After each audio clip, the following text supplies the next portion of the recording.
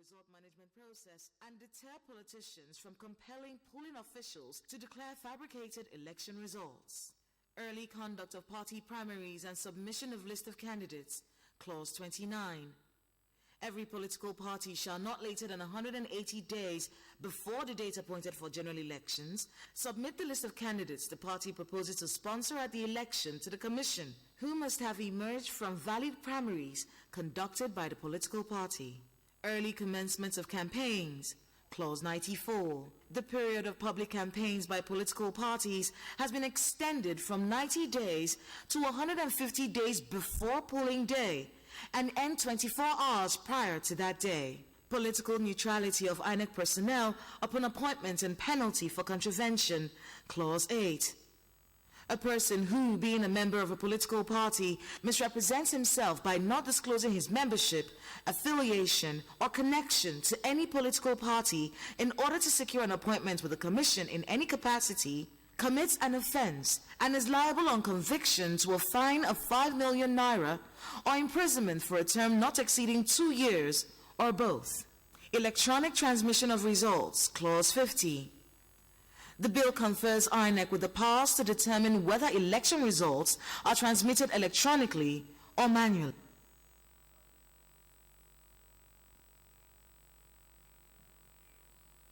All right then. It does look like we've set the stage for us to commence this conversation. You've gotten some kind of sense of what we're going to be talking about. You already were talking about it since last year. We're in a new year now, but there's a few things about this bill that you're not talking about tonight. Let's get started. Thank you so much, ladies and gentlemen. Thank you so much for coming. Before I unveil the first panelist, set of panelists on the program, let me allow you to give us what is on the minds of Nigerians. I wanted us to have this short conversation before I bring on the panelists. First and foremost, what do you think is most critical that people are not talking about, aside the issue of the direct primaries? Because I know that will generate a lot of conversations tonight. One very critical aspect of the Electoral Bill 2021 is that unlike what we used to have, if it's passed into law, there will be need for a list of candidates to be sent to INEC 180 days before the election. What do we have before now? Before now, it's about 90 days to the election time. But if it's 180 days by this new electoral bill, it means that by August of this year, July, August, the list should get to INEC. And that means that if it's not already signed into law now, that means we have limited time. And most importantly also, campaigns used to start 90 days before election in the current electoral act. But with this Electoral Bill 2021, it's going to start 150 days before the general election. There are lots of other factors within the Electoral Bill 2021 that we need to internalize. And generally, delaying the passage of Electoral Bill, it's not good for Nigeria's democracy. Right. Nigeria's democracy is critical to Africa and to the world, and we must all work hard to ensure that we do the needful and in time. Thank you. Are we making a mole out of all of this? Because someone will ask, if this is not passed, is anything wrong with our elections? In the process of, the way and manner we conduct our elections, Cynthia? Well, I think it's important we know that we can't keep doing the same thing the same way and expect a different outcome. And the idea for these electoral reform process is to give us a new law that captures provisions that would ensure our processes are more credible and that there is electoral integrity in Nigeria. And I think what is important is the fact that we've reduced this conversation to just issues around direct and indirect primaries. But there's a lot more. So if you think about early funding for elections, this current proposed bill provides for funding for elections to go to the Electoral Commission at least a year to the election. Now, why is that important? If you think about our conduct of elections, previous elections, logistics, management, in fact, the postponement of elections that we had in 2019, 2015, even 2011, were attributed to issues around elections, operations, and logistics and management. So when INEC receives the funds early, it gives INEC better time to plan. In 2019 elections, and the funds for elections were released barely by January of the year of the elections, barely weeks to the elections. Now, how would we expect INEC to to conduct elections. So, this proposed bill provides for the funds for elections to go to INEC early. Another important conversation, Sheun, I think we need to talk about is the fact that this proposal gives INEC the power to review elections results if it is declared under duress or in breach of the electoral laws and legal framework. Imagine what happened in the previous elections when a returning officer says, I'm declaring this result under duress, but these results were upheld by court. It would also reduce the way cases go to court, because what would happen is when returning officers either flout the laws or are forced to declare results, INEC would have a timeline to review these results and ensure that it is announced in line with the Electoral Act. And I think that is what is important, that is beyond direct and indirect primaries. There are other important provisions that this electoral bill proposes. So if the bill is not passed and we conduct the next election in this same manner, what is your biggest fear? Two major fears for me. First, citizens who don't have confidence in the process. Why? A lot of citizens, especially young Nigerians, have made a demand for a new law. If it doesn't pass, it passes the wrong message to Nigerians that our government, the President and National Assembly do not care about electoral process. So it would affect confidence in the process. Second, it would have a direct impact on the quality of elections, because we have innovations that would promote credibility of the process and inspire confidence in the process and ensure that electoral fraud and malpractices are reduced. So those are two important points for me. Great. I'm coming to yourself and Ms. Vijabi just in a moment. Mr. Jake, you are one person that has fought and spoken up about the rights of people living with disability. Are those taken care of, or are those concerns taken care of in this the new bill that is not yet passed? Thank you, Shemun. Let me start with a personal story.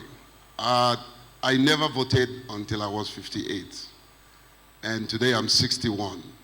So you see, for 58 years, I've been disenfranchised, and that's because the provision in the previous Electoral Act says to INEC may reasonably accommodate us. This is one bill that have further given impetus to our agitation, which says INEC shall. It means a lot. I'm not a lawyer, but I know that it has legal implication. And that is why for us, getting this bill signed will give further hope to the likes of my colleagues who are here, David Anyele, Grace, my friend Lois, and several others, Chris. Many of them have left whatever they are doing, and they are here in the hall to say to the president of our country that you have the only opportunity to write your name on a gold. This is one bill that will serve the need of persons with the disability community and give us hope that we too can participate in the electoral process. But not only that, that we too can be elected one day. I live, and my dream is to see a person with disability become the president of this country, the vice president of this country, the senator, the governor, the House of Rep. Who says we can? It's only opportunities like this and processes like this can say that we cannot. But we stand tonight to say we can and we will. The nation apologizes to you and your friends for the inability to vote in our election. Shemun, we take the apology, but we want action. It will happen. It will happen. And that's the reason why we are here tonight. I'll get your final take, because what we are doing is we're warming the environment. The room is getting warm, and it's going to get to a point where this place is going to be heated. We have some of the brightest people that we can find in this country in this room tonight, and we're saying one thing, that the electoral bill needs to be looked into. For you tonight, what is critical? What do you think should be said tonight? The most critical thing is that that bill should become a law.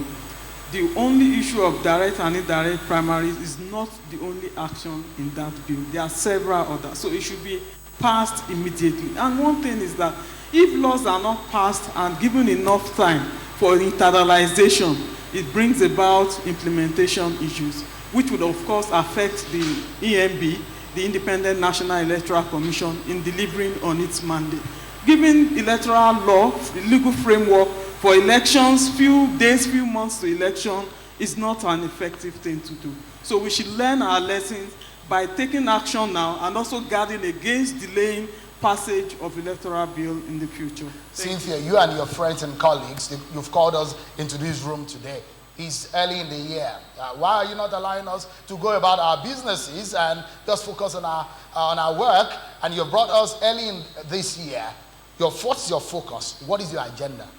Well, our agenda is to ensure that our citizens will keep the demand on, that we need the electoral bill passed into law now. And why we want it to be passed now is because the day is almost over, so barely 398 days to the elections. So we are running out of time. We need this bill passed, but beyond that, we also need the National Assembly to work with the executive to clean up the bill. We don't want excuses like we had in 2018. So whatever needs to be done, drafting-wise, should be concluded, and we need this bill transmitted to the president for assent again. And at the end of it all, Nigerians are watching, and the idea for this is elections is beyond just the process. It's about the people, and the people are those who determine what democracy ought to be like. And Nigerians are saying we need our electoral process to work for us so that we can take ownership of this process, because Nigeria's democracy is for Nigeria, and democracy work, but to the electoral process, and we need this bill passed into law.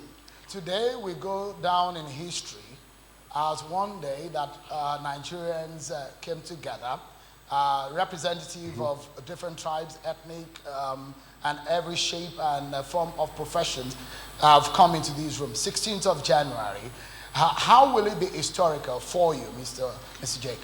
Well, every year and every first month of the year, people come together to make resolutions. Today, we are coming together to make a resolution that, Mr. President, you have an opportunity to prove what you said when you took the oath of office. You said you are the president of the people. This is the time to put action to the words and the promise that you made. Remember, we elected you, and we are asking you to do what the people want, not what the political class want.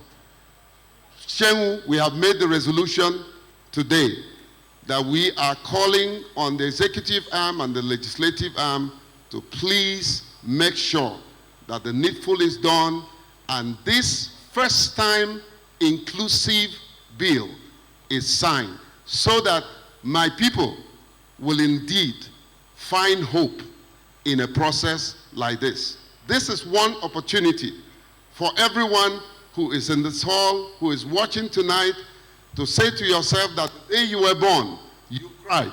Everyone around you rejoiced. We must live our lives so well that the day we die, we will rejoice, and everyone around us will cry. Thank you so much, gentlemen and ladies. You know what? For those of us who grew up in the village, when there is a village meeting and you gather at the city square or the town square, it's always in a circle like this, and it's a replica of what you find there. Those who lived in the city may not have that kind of experience. It's historical that some of us have gathered in this village meeting, which is representative of the meeting of the brightest mind in Nigeria. And tonight, we're going to make history, and you'll be happy, I promise you. We went to the street, and one thing that we are also asking, the average Nigerian, a lot of people will wonder, do they understand what this means about this electoral bill? What do they really know about this? We wanted to know, and we captured their minds in this vox pop. I wouldn't want the National Assembly to override the president, because the president has come up with reasons why he didn't agree with the direct primaries, which had been suggested. And the reasons are very, very cogent. So personally, I wouldn't want the National Assembly to override, because they should think. If they think and they work together, it's better for everybody. As young people, I feel we should be given a space to also execute or tell people or showcase what we have as leaders. As a person, I take things very easy. His reasons for not signing, I may not know, but I feel if he does that, it will still be a goal for Nigerians. How do we expect the National Assembly that is not independent to override the decision of Mr. President. Look, don't expect any miracle.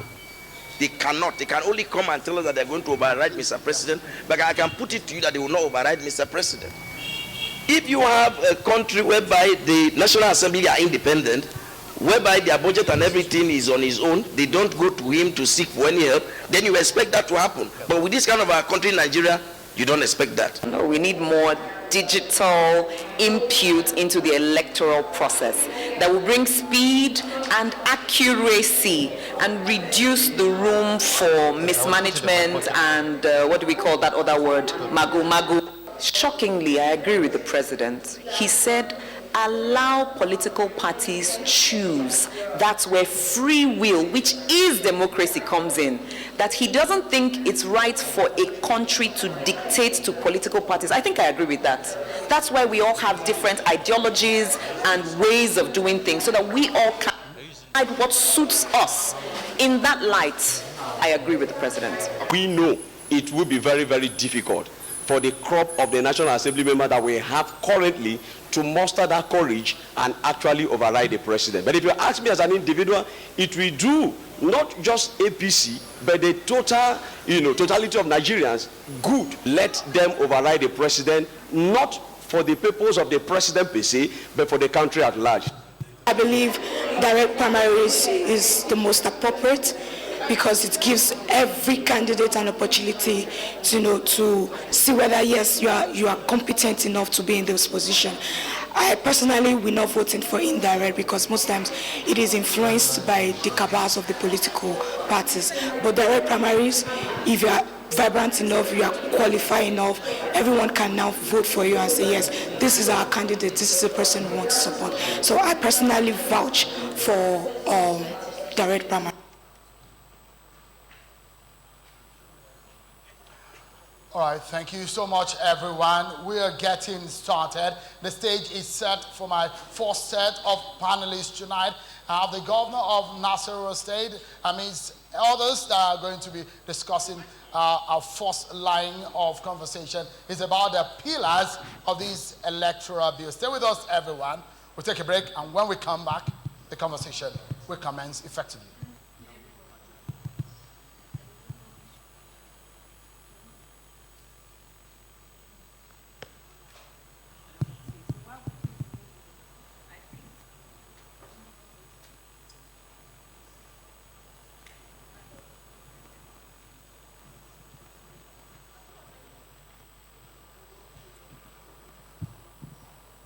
I wouldn't want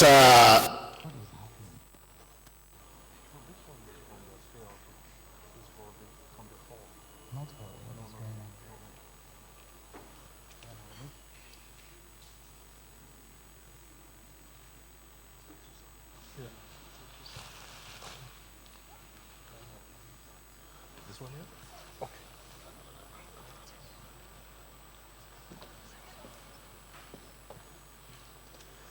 Okay, good evening, Shem. How are you? Okay, well done.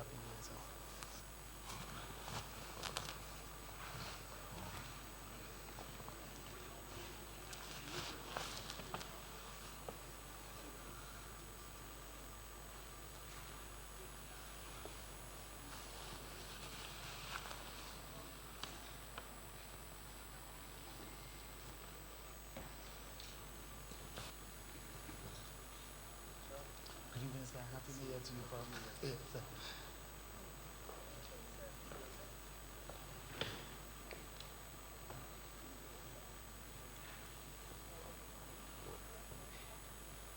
How are you, sir? Happy New Year. Your Excellency. How are you? Yes, sir. Thank you, sir. How are you? Yes, sir.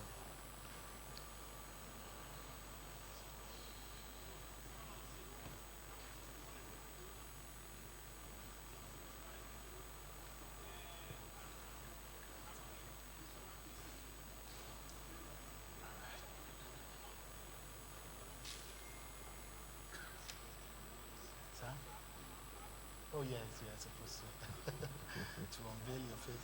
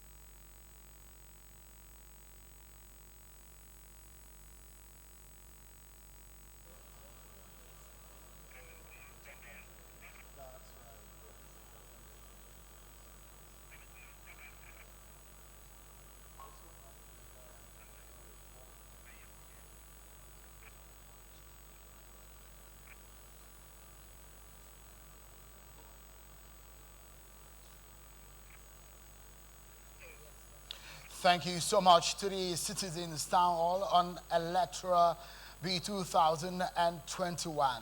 The conversation has since started though, but the fourth set of panelists on the program have joined me here on the stage. Let's make welcome a former INEC chairman, Professor Yiaga. Thank you so much, Prof, for coming on tonight. And we have Honorable Inena Ukeje, a former member of the House of Representatives. Thank you so much for coming tonight. Thank you, Shehu, for having me. And we have the Executive Governor of Nasarawa State, Governor Abdullahi Sule. Thank you so much, Governor, for coming tonight. Thank you very much. We have the President of the Nigerian Bar Association, Mr. Olumide Akpata. Thank you, President, for coming. Thank you, Shehu. Thank you for having me. And the National Chairman of IPAC, Alhaji Yabagi Sani. Thank you so much for coming. Thank you for having me. We have contributors for this very panel. Mr. Larry Arugundade, Executive Director, International Press Center. Mr. David Anyele, Executive Director, Center for Citizens with Disabilities. And Professor Remy Sonaya, former presidential candidate of COA Party. She will be joining us virtually. Let's get started. And I'd like to put Your Excellency on the hot seat because some people will blame you and your colleagues for putting us at this very point, because they believe that it was the governors who opposed the bill, majorly because of the conversation or the controversies around the issue of direct or not direct primaries, which one of the things that the president vehemently says, it is undemocratic, and returned it to the National Assembly. What was the reason why you and your colleagues are not at home with that particular clause? Thank you very much, Sean, for having me. And let me use the opportunity to clarify the point. Like you said, putting me on the hot seat. Because when you invited me, I said, how many governors are you inviting? I said, the only governor invited. I said, okay.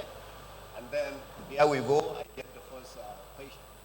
You know, the idea is a total misunderstanding that the governors are against direct primaries.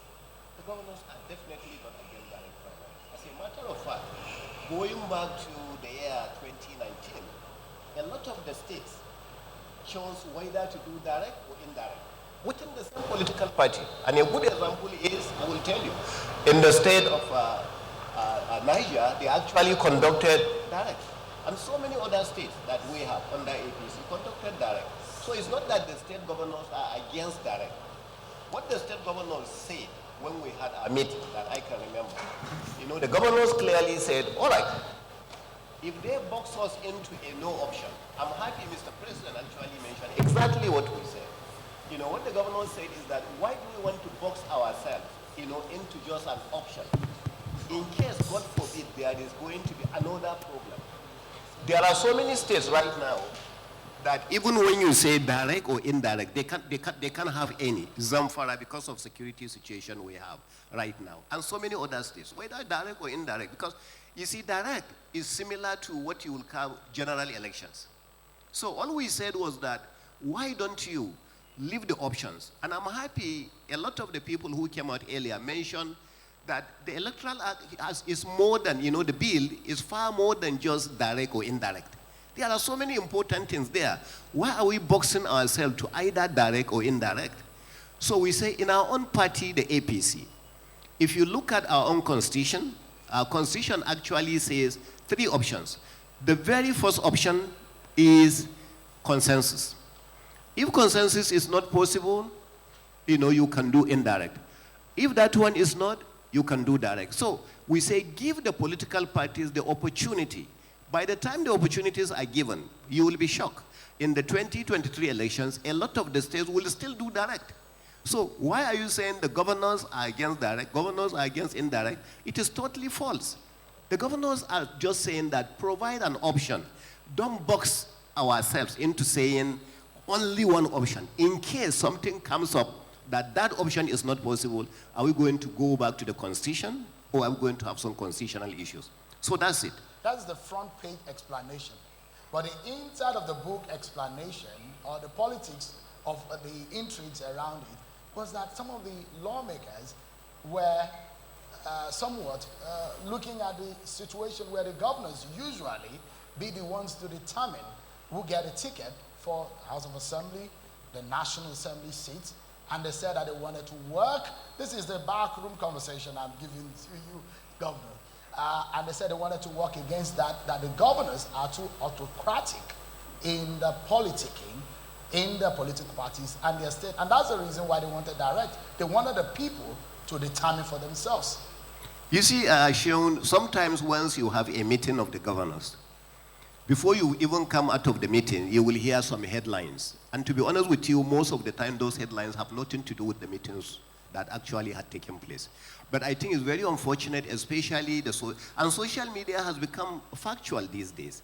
The moment anybody just throws out something in the social media, it is assumed that that is it. I live very close to Abuja. In fact, just 3 hours from life here I get here. I didn't even know there was a bill passed until the governors called and said that we were going to have a meeting. And when we came to that meeting of the APC governors, the subject was brought that there is the issue. What do we do? And I think the discussions were, why are they pushing us into, just one option? Why are we not having options? Why are we not having things around and say this? We just finished our congresses in APC. The very first one that we had, there were no ESCO, there were no delegates. So we did direct. We just finished that right now. So who says any governor is afraid of direct or indirect? I think that is a very, very wrong, and that's one of the reasons why I said, well, it's an opportunity for us to come and explain. There are a lot of governors today who will prefer direct. Once you take the elections to their state, they want direct. Because they strongly believe they are more popular, with their people than even with their party. There are some state governors that are not in good terms with even the party leaders in the state.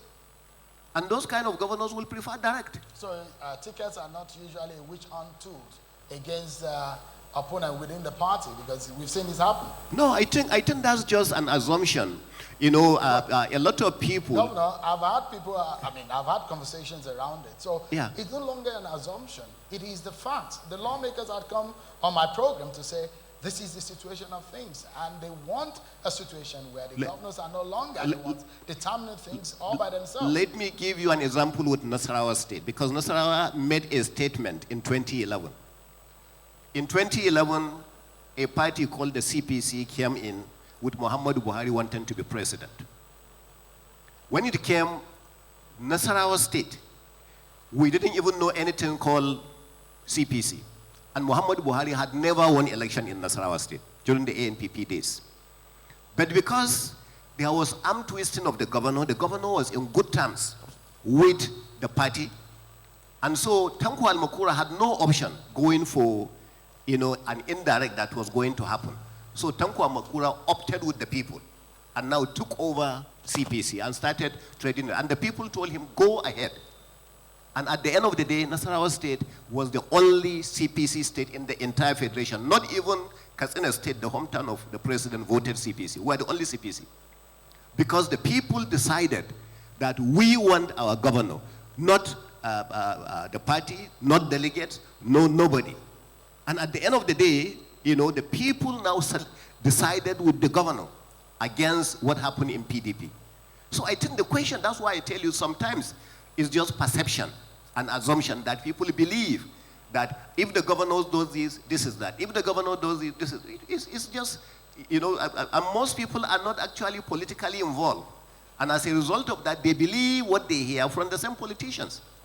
Today in Nasarawa, I don't really care whether direct, indirect, consensus, whichever one, let it come. Right. We're here. Honorable Okeje, have you been a victim of this situation? I'm very sure that you've heard the conversation. This is not the only part of it, but it was the problem that one of the problems that didn't allow the bill to sail through. Have you ever been a victim of someone using ticket as a witch hunt? Seun, those are very, very strong words, using ticket as a witch hunt.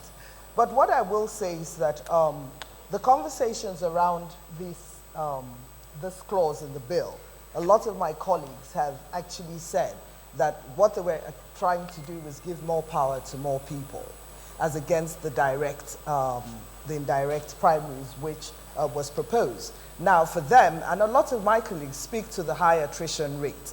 Every political cycle, you find out that there is a lot of, there's a lot of conversations about the tickets, and there's a lot of people start to pander to the leadership of the political parties because their tickets are imperiled by the perceived hijacking of the political structures, systems, and institutions by the governors. So yes, there is that impression by a lot of people. But let me say that, again, I do not believe that the lack of choice in the political parties, within the political parties, would actually engender better elections or better selection processes. I was having a conversation with someone the other day, and I said to them that even if we were to have direct primaries, for instance, and people gathered together, this bill does not speak to one of the most important things, in my opinion,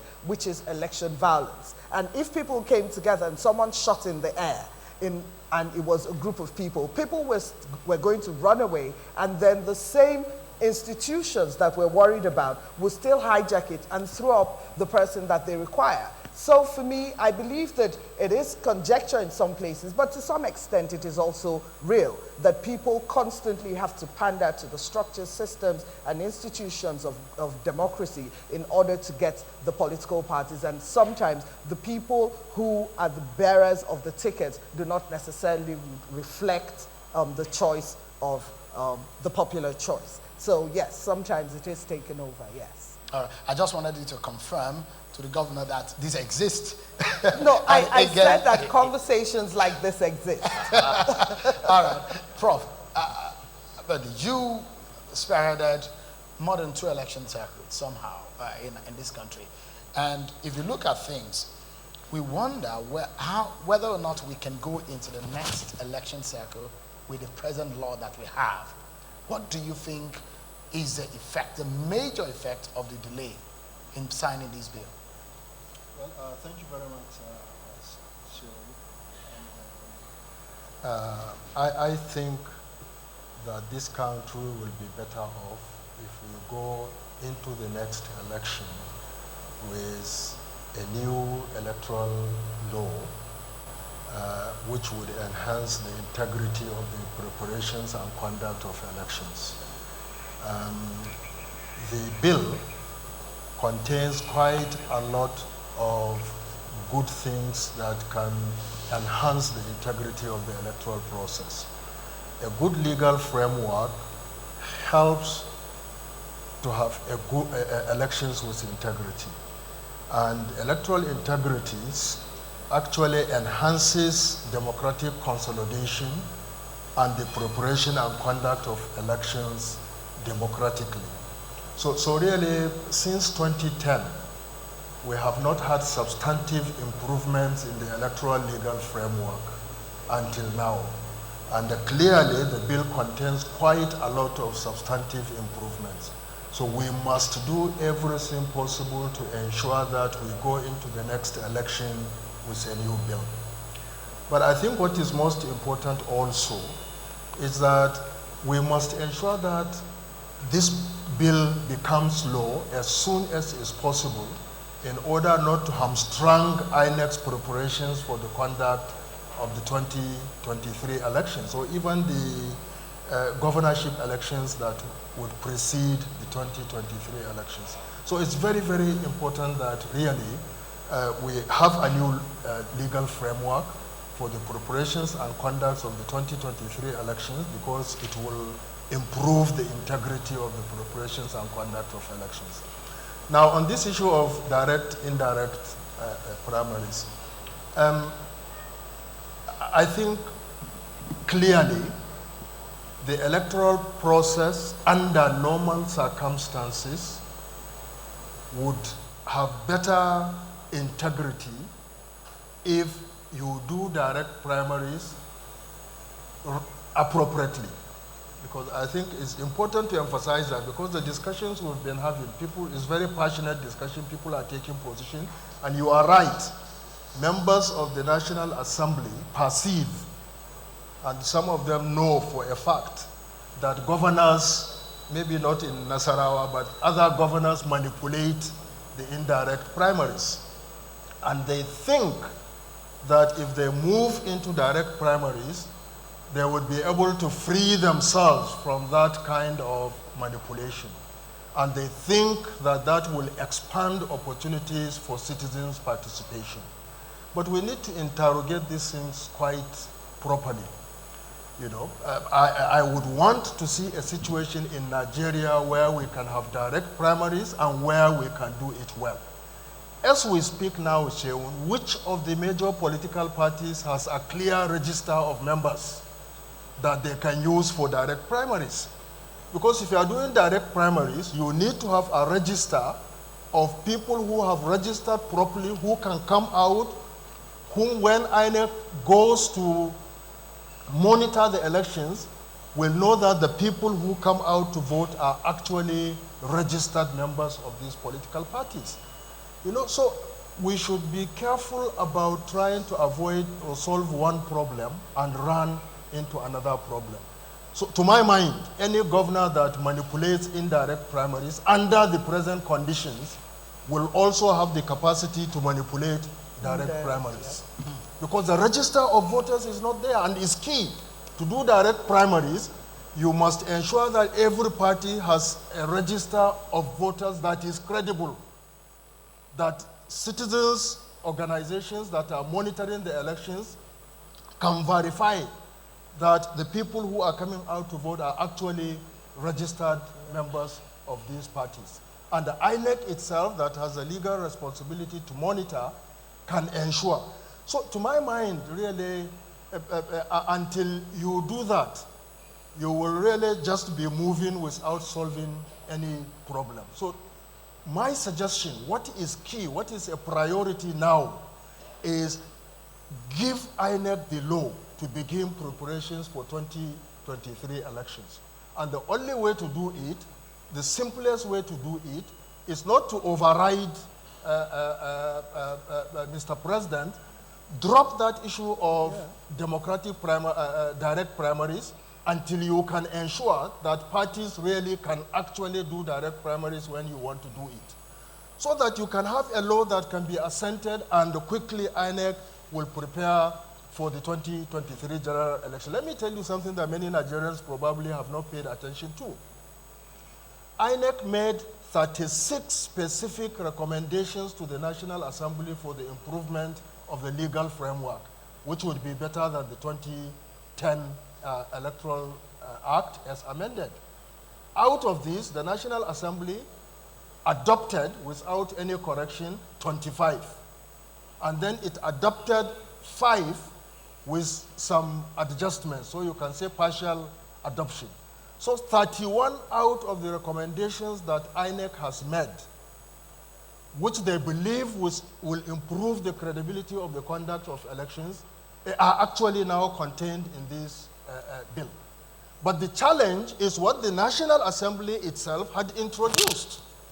They introduced things, I will argue, sometimes perhaps without real serious contemplation, thinking that it will solve a problem that some of them may have with some of the governors.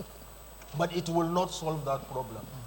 The challenge is, how do you ensure that parties are properly organized, they have properly registered members, and when it comes to election of candidates for the parties to be fielded for elections, you use the proper register of voters. In fact, how do governors manipulate the indirect primaries? It's through the control of the delegate list.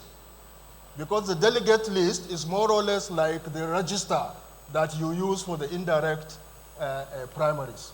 You know, so they will do the same thing and they will manipulate it. So what we need, we already have some fundamental elements that can improve the integrity of the elections. Let this be passed immediately. Drop this issue of direct primaries. Think more seriously about it. It is good, it should be done. But if we proceed to do it the way we are trying to do it now, we are likely to create more problems than we will solve. Aliyuwaba, for the political parties in IPAC, Were you surprised when the president refused assent? Not at all, because what baffles us is the fact that the National Assembly did not engage in what all legislative bodies do, which is consultation, engagement with stakeholders before you pass a law. In this particular case, such an important bill was discussed, passed, without contacting the political parties to know how do we feel, how is it going to work. Okay. We are the ones to implement the law at the end of the day. So for somebody who is altruistic, you would have, would have said, okay, let me ask even the managers, people who are going to implement this law, after we are passed. So you blame the National Assembly? No, I blame them, and I think it's just a dummy sold to Nigerians for their own selfish interest, if truth must be told. Otherwise, this is not the first time we are trying direct primaries. We know it's a failure in all cases where it was tried. My party in particular, as we speak today, we are still in court because we tried in 2019 to introduce direct primaries in one of the states.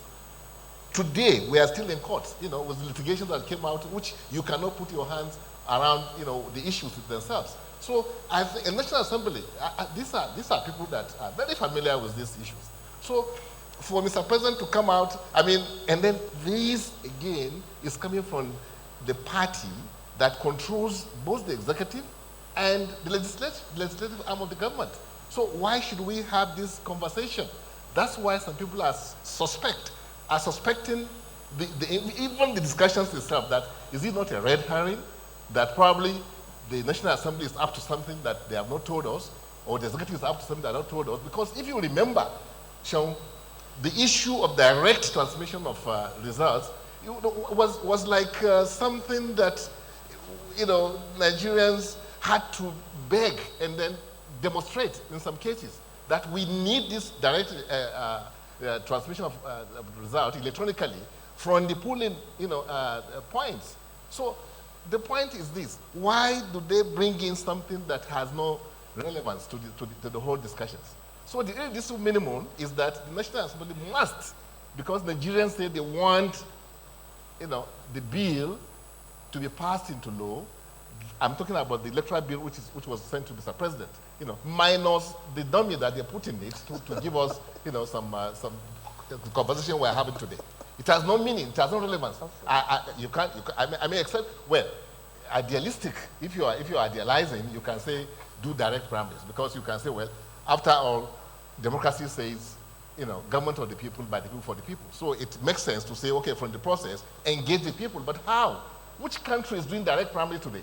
Not even America, that you can say have tried this thing over 200 years.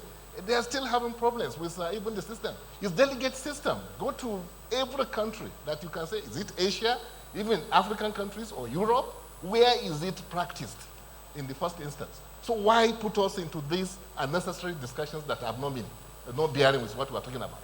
What we are talking about is how do we improve the process of electioneering in this country? And again, another issue that I think we should also address, like Madam here says, is violence, which in most cases are introduced by the people that have won. By the politicians. Well, not politicians, by government, really. Because politicians do we have people who shoot in the air? Do we have the army? No. But we hear that some of you politicians arm thugs during elections. Well, because where do the armed ammunition come during elections? Well, some politicians, and if you trace their origin, you find them in the politicians that I'm talking about. I won't mention any names here or any party here. But the point, and again, another issue that I don't know why it's not being discussed in this bill, in the law, is the issue of the obscene use of money during elections, before elections, during elections, after elections. Why is that nobody has been tried in this country? And everybody in the world knows that we use money to the extent that you think the whole thing is about what you go to a Dumata market to buy.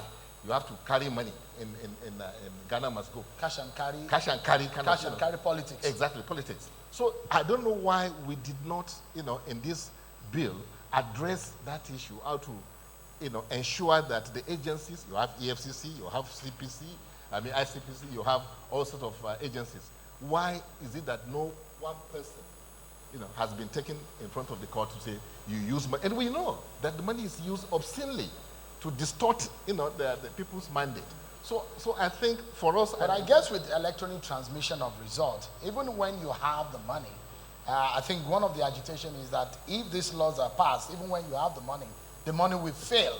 No, it won't fail. No. This situation the money will still work. It will work more than before, much more than before, because it's like garbage in, garbage out. What we are saying, we're not talking about electronic voting. We're talking about electronic transmission of all the. Because the reason why I said so is that we saw election in Ondo, we saw it in Edo, where a lot of people will say that there was a seemingly likeness of what happened at a polling unit and the outcome of the election. So people say money is already failing some politicians. Well, or you oppose that? The point I'm making is that what we are talking about is transmission of results. Yeah. The question is, politicians, like you said, very smart. Find a way, with time, how to even make it more completely, out of tune with what people really did at the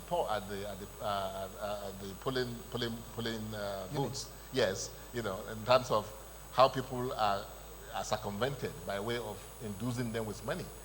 But I think if we have to be serious, and we must be serious as a country, because this country is too big, to be toyed with, in terms of all the things that we have as a people.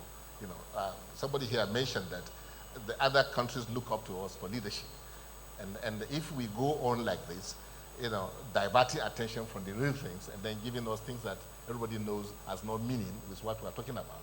I mean, please, we must be. All right. Let me bring in the president of the NBA. This is basically about the law, and the NBA, I would say, is like the conscience of the judiciary system in this country. Are you worried about how things have panned out since the president declined assent and these conversations have gone on? The legal window that we have left for us. What is your biggest concern should these not sail through? Thank you, Shehu. Am I worried? I'm petrified.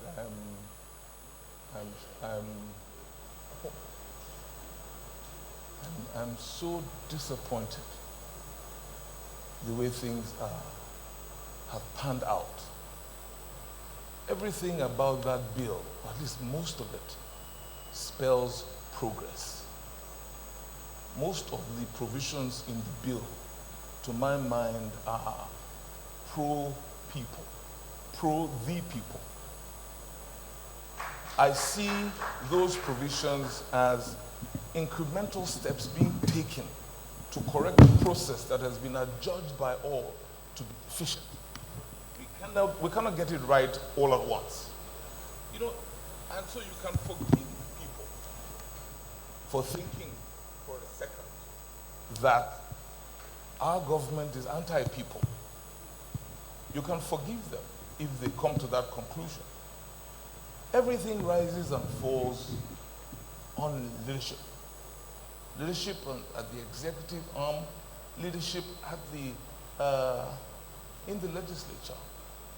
We have a bill that has, as we have heard today, so many innovations that would advance the cause of this nation and her people, including ensuring that INEC gets funding 1 year before the elections, including that people living with disability are included in the process, including that you must submit the names of your nominees 180 days. These are all provisions that are responding to issues that have been highlighted in the process that are in need of fixing. And then the president has that bill on his table for quite a bit. And then last minute, almost last minute, because as we have heard today, we are running out of time. You can't foist a new law on a process and expect that process to work. There must be time. As Professor Yiaga has said, you can't allow for the process to be hamstrung by a new legislation or a new piece of legislation. So Mr. President has pointed out this issue of direct or indirect primaries and has decided that on the basis of that, he is sending it back to the National Assembly. I think, as the speaker before me has mentioned, that we can be forgiven when we conclude that all of this is a smokescreen of some sort, and that there is that what we have is a spanner being thrown in the works to keep us in the doldrums, so that we'll stay with the present dispensation, because this is something that could easily have been fixed. Mr. President is of the same party as those who control the National Assembly. This is something that could have been fixed. I don't want to go into the legalese. This is something, if really our leaders are interested in progress for the people and for the nation, and are not fixated on political issues or issues that have to do with their own political fortunes, this issue should have been fixed. This bill, everything about it spells progress for the Nigerian state.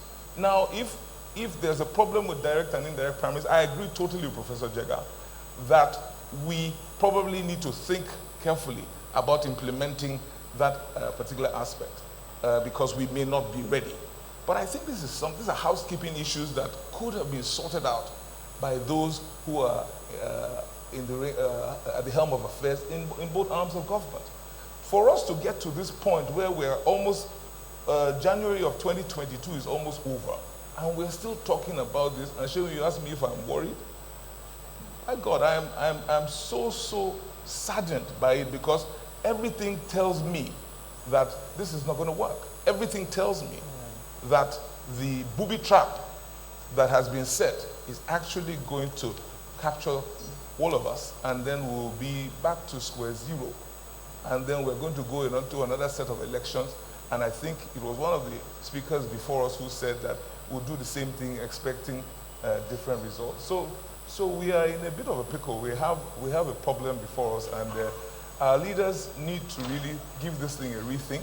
There is a small window, a small opportunity. I think the issue of direct and indirect primaries, since the president has thrown a challenge in his interview with you, has said to us that if that provision is removed, he will assent to the bill. I recommend to the members of the National Assembly, let us take him at his word, take out that provision.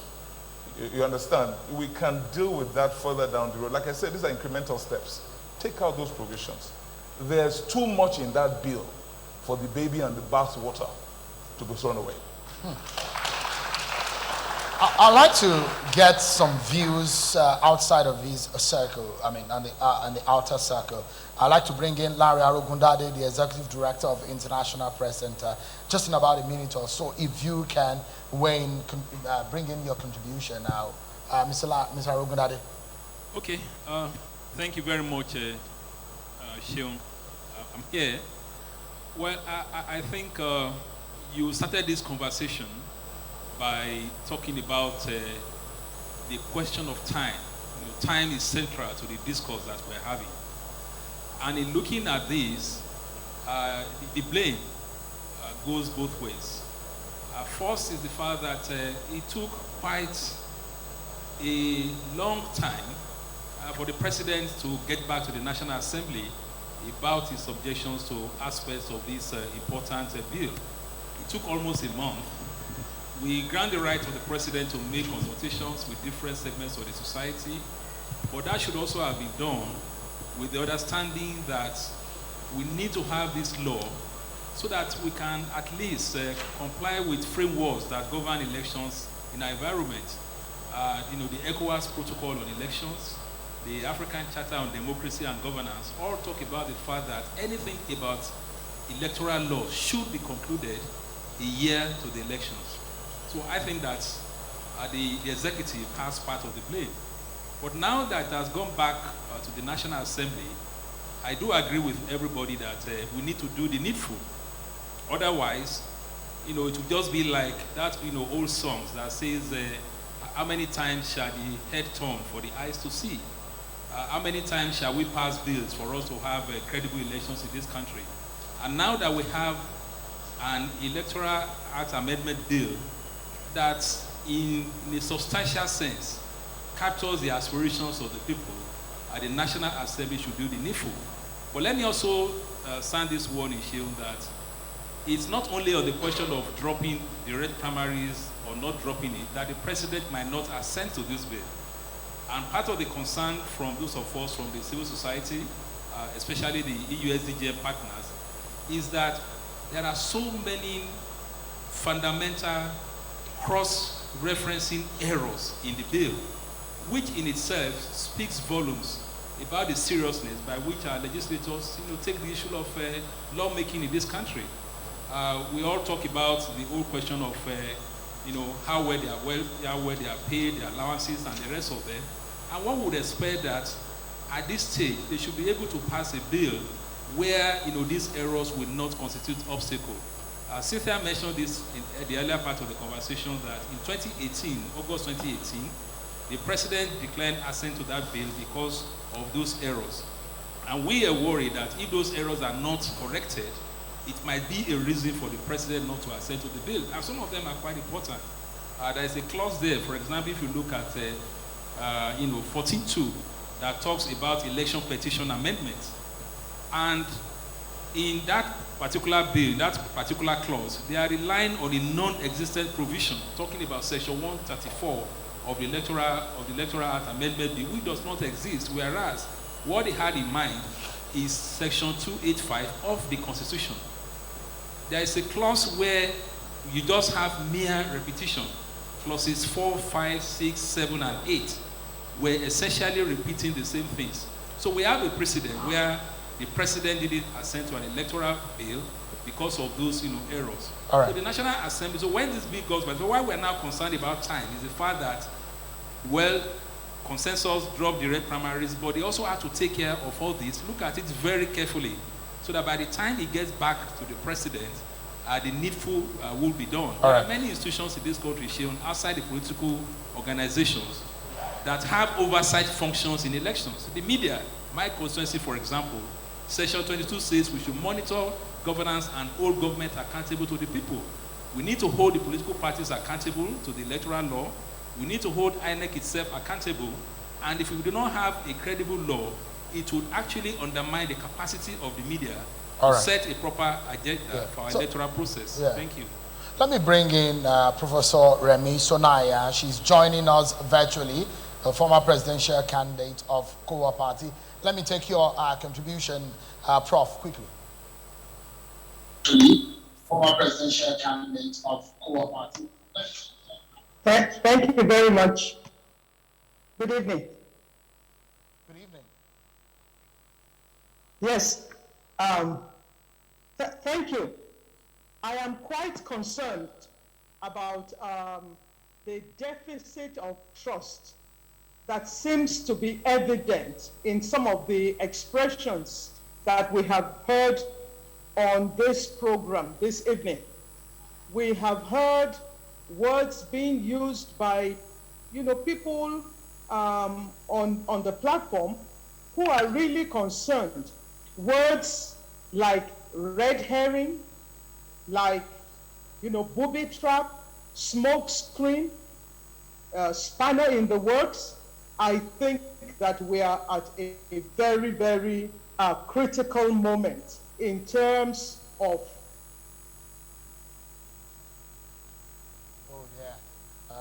just at the moment when we're enjoying our contribution. Let me bring in Mr. David Anyele, Executive Director, Center for It's the fact that we seem to be having a problem with the connection. All right, I guess okay, if you can hear Prof. I cannot hear you. Okay, go ahead. There was some kind of distortion in your connection earlier. I should go ahead? Please go ahead.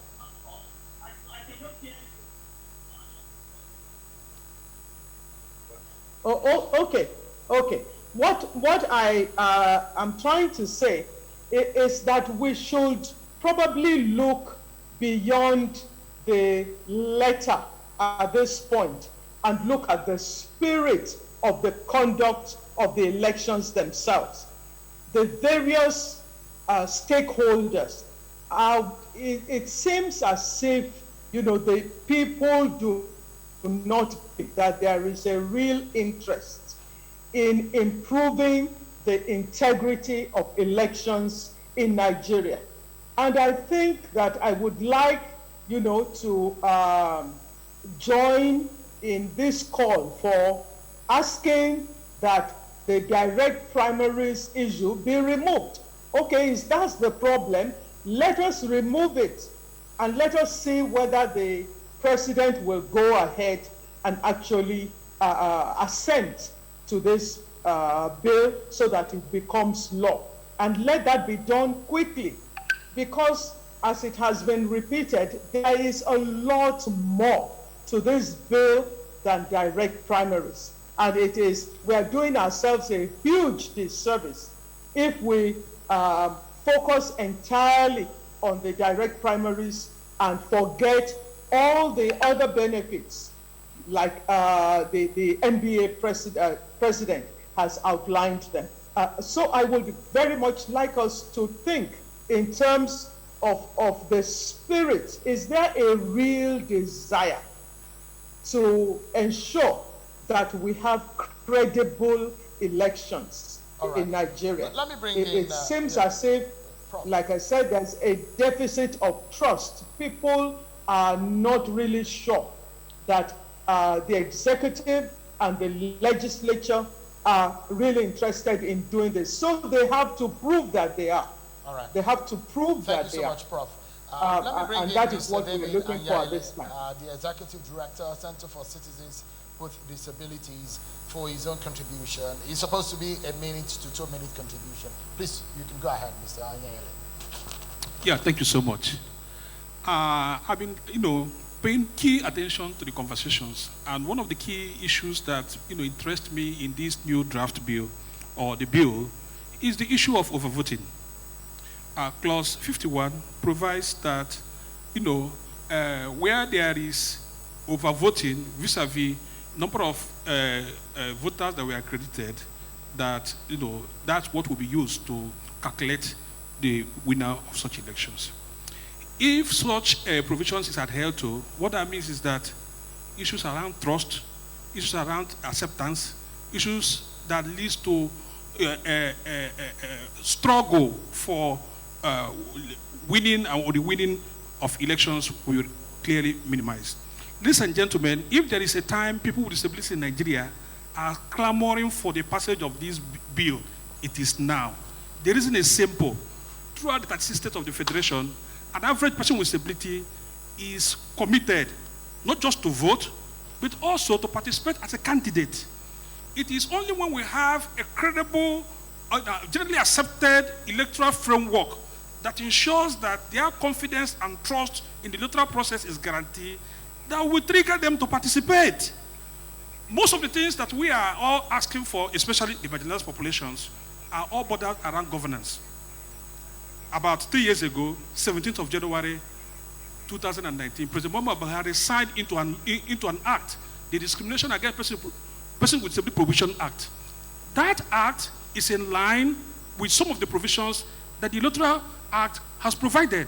Therefore, we are asking that Mr. President should do us a favor, as he did on the 17th of January 2019, by signing this bill when the National Assembly returned it back to them, so as to guarantee Nigerians that Nigeria belongs to them, that their views count, that Nigeria, the future, is possible for all of us. Thank you so much. Let me bring the conversation back to the stage. I know, Governor, I know you have an appointment just in a few minutes. You are very close to power. I'm talking about power at the center, meaning that your party holds sway at the center. And a lot of conversation have gone around what your party that has the control and the executive and in the legislature can do. It does look to me tonight that this is not a minority argument. It is a popularity. It has a popularity amongst the Nigerian population. And what do you think your party should be considering? This is a loud clamor from Nigerians. Are you listening to it? Are you going to yield to it? Of course, I'm listening to it, Sheon, and that's why I'm here. And I'm happy that I came and listened to all these highly respected individuals, who have been participants, have been part of it. It's different from where you are seeing it from outside than when you are right in it. Because, like, if you listen to Professor Yiaga, he even mentioned to you why direct primaries will be impossible now. He brought about the register. Even though our party, Professor, just finished our registration exercise, with the exception of maybe 2 states or so, which we have done. And then earlier on, our party, when it was registered, we had like 100 people pay every award, that were registered. So anyway, that is aside. But you see, and then I also listened to our leader of IPAC, where he mentioned challenging people to even go back and see which country is actually doing what we are trying to do, just because some governors are twisting some people at this. And I listened to everybody, including the MBA president as well as my sister. And it looked like everybody is saying, if the issue is just about direct or indirect, why are we getting ourselves there? And that was the only subject the governors had. So I'm going back again to the governors, the one you mentioned. The governors are very happy with whatever contributions that have been made. A lot of contributions were made by INEC into this bill. A lot of contributions are made by several other organizations. I'm seeing Rafsanjani also here, with the contributions that they have made. IPAC made, and everybody. At the end of the day, those who collected those contributions and put it into a bill and send it to the president remain politicians. Because sometimes people are saying that why politicians are anti-people. It's the same politicians that put it together at the National Assembly and send it to Mr. President and say, this is what the people want. And Mr. President, now from what I heard when you were actually interviewing him, he said, I have no problem whatsoever. Like the president of MBA said, I have no problem with all the good things that are in this particular bill. No problem whatsoever. They are for the people, they are this. The only one I have a problem with is this. And it looks, everybody is saying, if that is the only problem, set it aside. I think this town hall meeting is over. Because everybody is saying the same thing that the governor said from the beginning. Just set it aside. And you know why a lot of people are worried also? Yeah. It's because the president has promised also that he will leave a legacy of good election. That's one of the promise. You think he will keep to it? And this is one president that can do that. I have absolutely no doubt in it, because you mentioned about I'm a governor and I'm close to that. I won't tell you that I'm one of the closest people to Mr. President, but the time I have sat with this president, I have seen the genuine frankness in the way he talks and what he says. I can't say Mr. President is perfect. I can't say Mr. President has everybody around him, the best of people. I can't say that. But as a person and what he says, this is one person that he will tell you, this is what I want to do, and he will do it. This, I believe, about Mr. President. So, you've been in the National Assembly. Yes. Usually when we have this kind of thing, go back to the National Assembly. How easy? Because somewhat is an ego issue. We've seen this with the arms of government. So when the executive had returned this bill to the National Assembly, what kind of reaction should we be expecting?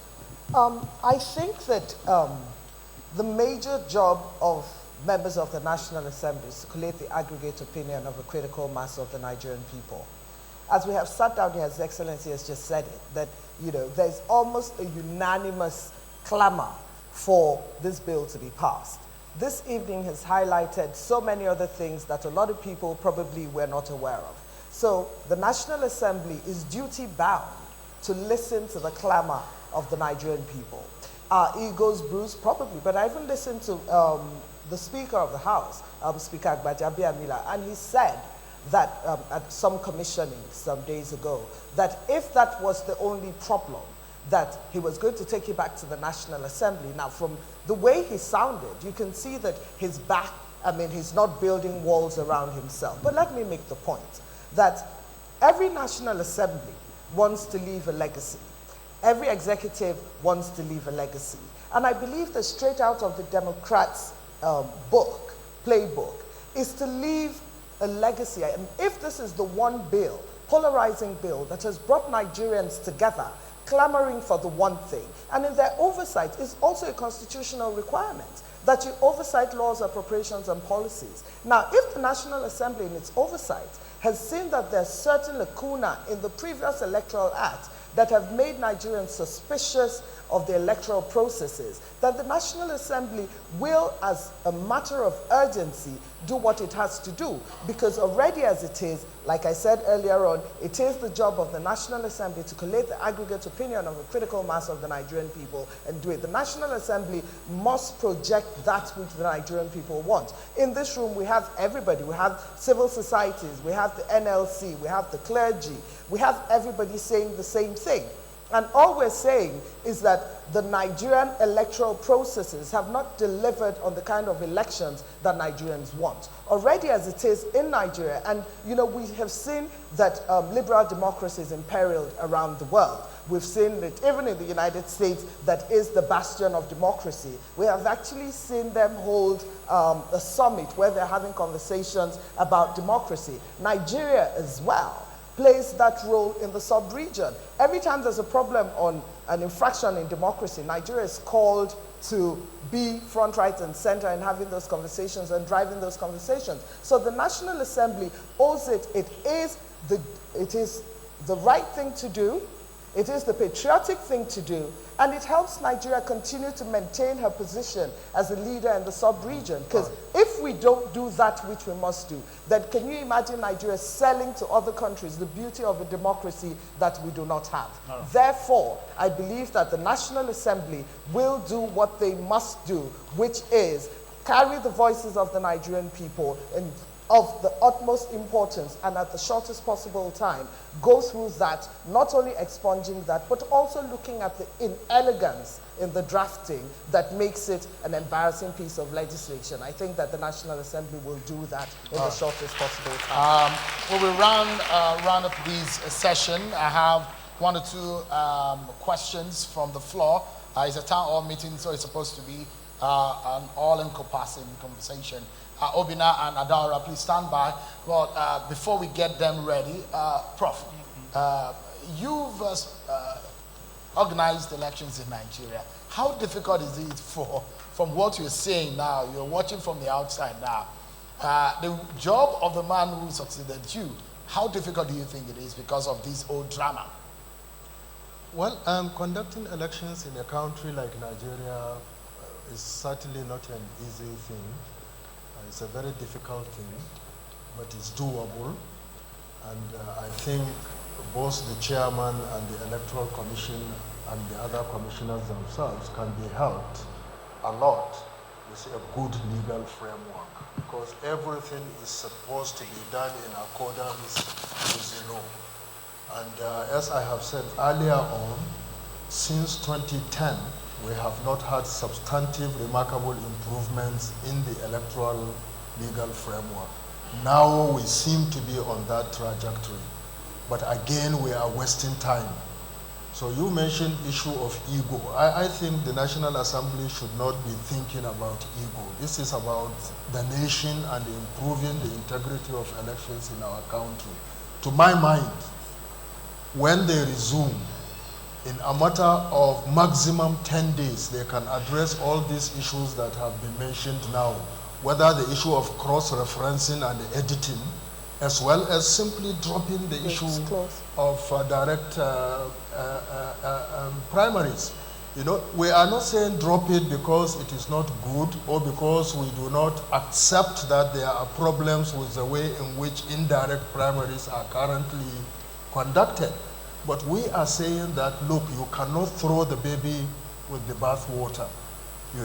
Don't go ahead and say out of ego, as you said, that we must have it and therefore we are overriding Mr. President, because there are legitimate concerns and problems if you go ahead to implement it. So drop it. Let's think more carefully, prepare adequately in future. But these good things that are already in this bill should be signed into law immediately, so that INEC can now begin to prepare guidelines and the issue what needs to be done, so that they can start serious work with the 2023 general elections. All right.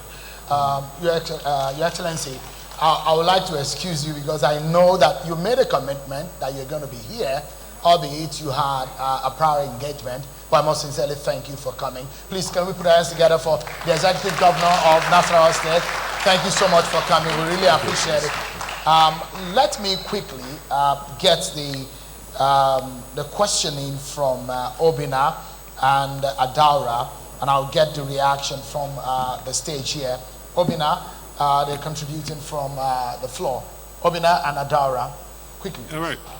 Thank you. My name is Obino Sisiogu, Executive Director of Advocacy for Civic Engagement Center. Well, Nigerians do not trust the electoral process, and that is the fact. And this is backed up by evidence when you look at the trajectory of voter turnout since 2003. It's been on a steady decline. 2015 it was 43%, 2019 it was 34%. And due to the work that we do as an organization, we're in the streets, we interact with the people, we're trying to get them registered to vote. And they continue to express their distrust of the process. And one thing is clear, there's a general consensus among a lot of Nigerians that the electoral bill, is timely, and it is clear to everybody that it will go a long way to show up the confidence of Nigerians. One of the common denominators in the conversation that we've had here today is that, one, direct and indirect primaries, it's something that can be stepped down for the moment. And then the second consensus that we seem to have here today, is the sense of urgency and the fact that all hands need to be on deck to ensure that this bill is passed. And my question will go to the distinguished speakers here today. First of all, of course, to the NBA president, because he represents my constituency as a lawyer, and of course to the legislator as well here. What specific things can you commit to do based on the resources you have, the influence that you have as the head of the Nigerian Bar Association and the former legislator who, of course, has a relationship in the House of Representatives? What specific things or commitment can you make here today that you can do to, apply pressure on the House of Representatives to pass the electoral bill? Thank you, Obina. Let's make the interventions very quick and sharp. Adaura Nyokere, please, you have the floor. All right, my name is Adaura Nyokere. I'm a broadcast journalist and also the head for Women Affairs and Gender for African Union Cluster Committee, Nigeria. I once came across an article that said interrogating the Ogbanje Abiku spirit of the Electoral Amendment Bill. And when I read it, it was very emphatic and very directly speaking to the issues. You're talking about a document that has 5 times been sent back to the sender. And now we're looking at the timeliness of this bill. I want to ask, amongst other things, this is very important to me because first, as a Nigerian woman, I'm also looking at the cost of election, money politics in election, which is what Section 88 of the bill also looked at. And in the new version of the spending limit proposed in the section, it now seems to say that candidates seeking presidential election are allowed to increase their cash haul from 1 billion to 15 billion. Those who are looking at governorship are allowed to increase it from 1 billion to 5 billion. Senate 1.5 billion from 40 million. House of Rep now can take that from 30 million to 500 million, and State Assembly from 10 million to 50 million. Now, if we're looking at the inclusion of young people in election and the voices of women's participation, how critical is it to also look at ending money politics in this conversation? And I put this because I know that Honorable Nenu Keja is sitting down there and she also represents the voice of women. Is it important to also look at this as a problem and begin to also take that detail and take it back to the National Assembly? Thank you. Thank you so much, Adara. Thank you for those interventions. And I think it's a good point for us. Let me allow Aliyuwaba to intervene. Money politics, and of course I'll allow the NBA president and Honorable Keja to respond to those interventions also. Thank you, Sean. I think but one thing here. I wouldn't like ourselves to play to the suspected, scheme, whether it's true or not, by, trying to take a fine comb through the whole thing and say, this, must dot this I and cross this T and all these things, And then again, we get ourselves bogged down with such details. I think, the act of legislation, like we all know, is not a destination. It's a journey. I remember the PIA bill, that is the Petroleum Industry Act, was passed with some areas that are not really engaged the way it should be. But in spite of that, the bill was passed. And today you have agencies that have been created based on the passage of that bill, and amendments immediately. I think within the 24 hours or so, the executive again was preparing an amendment to those bills. So I would like us to be careful not to get ourselves into another problem where the National Assembly will say, because we have to do this, we have to do that, we are highlighting these things, so we must be careful not to get ourselves entangled in some of these fine details that we're talking about. I'm not saying they are not important, but as a nation, we can go on. I mean, it's not as bad as where we're coming from. Anyway, what we have today, so that's one thing, caution I want to, sound a word of caution. Then money politics, like I said earlier, is something that we must address, and address it in a manner that will allow, the critical mass of Nigerians, especially the youth, to get involved in party politics. We, the political parties, we are preaching to the Nigerians that we want youth, we want women to come in. Then if we now say that you must have this amount of money, before you come in, I don't think that's what the bill says. The bill says that you can spend as much as that amount of money. It doesn't say that you must pay, how much billions. We're talking about the limit. Is Yes, it not the limit. obscene to have that kind of money? It is, but the point I'm making is that we shouldn't box ourselves into a situation where we now play the hands of those like some of us are saying today. If we are people who do not really have the money, yes, and we are giving a spending limit, yes, it's like you don't have money and you're giving yourself a terrible, an obscene budget or spending limit. Is it not? Is it right? Is it morally right? It's not right. That's the But question. The point I'm making is that it doesn't say you must have that amount of money before you can participate. But should we extend our limits? We shouldn't. That's the question. We shouldn't. But it shouldn't be an issue here now. Let's go on, please. That's what I'm saying. All right. Let me bring the NBA president. What are your thoughts? On what? On money politics, one, the spending limit, but again, the question of where we need to go from here is asking for the Obina, yes, yes. Asking for how your intervention will help the process. Yeah, I wanted to address Obina's direct question to me first, which is what, as NBA president, what I would do. So on the, let me backtrack and say I agree with His Excellency the Governor, now who has now left us, that this meeting is actually over, right? And I think we've narrowed down the issues. And on the 22nd of December, I issued a statement where, amongst other things, I mentioned that the ball is right now in the court of the National Assembly, and the options open to them are actually two.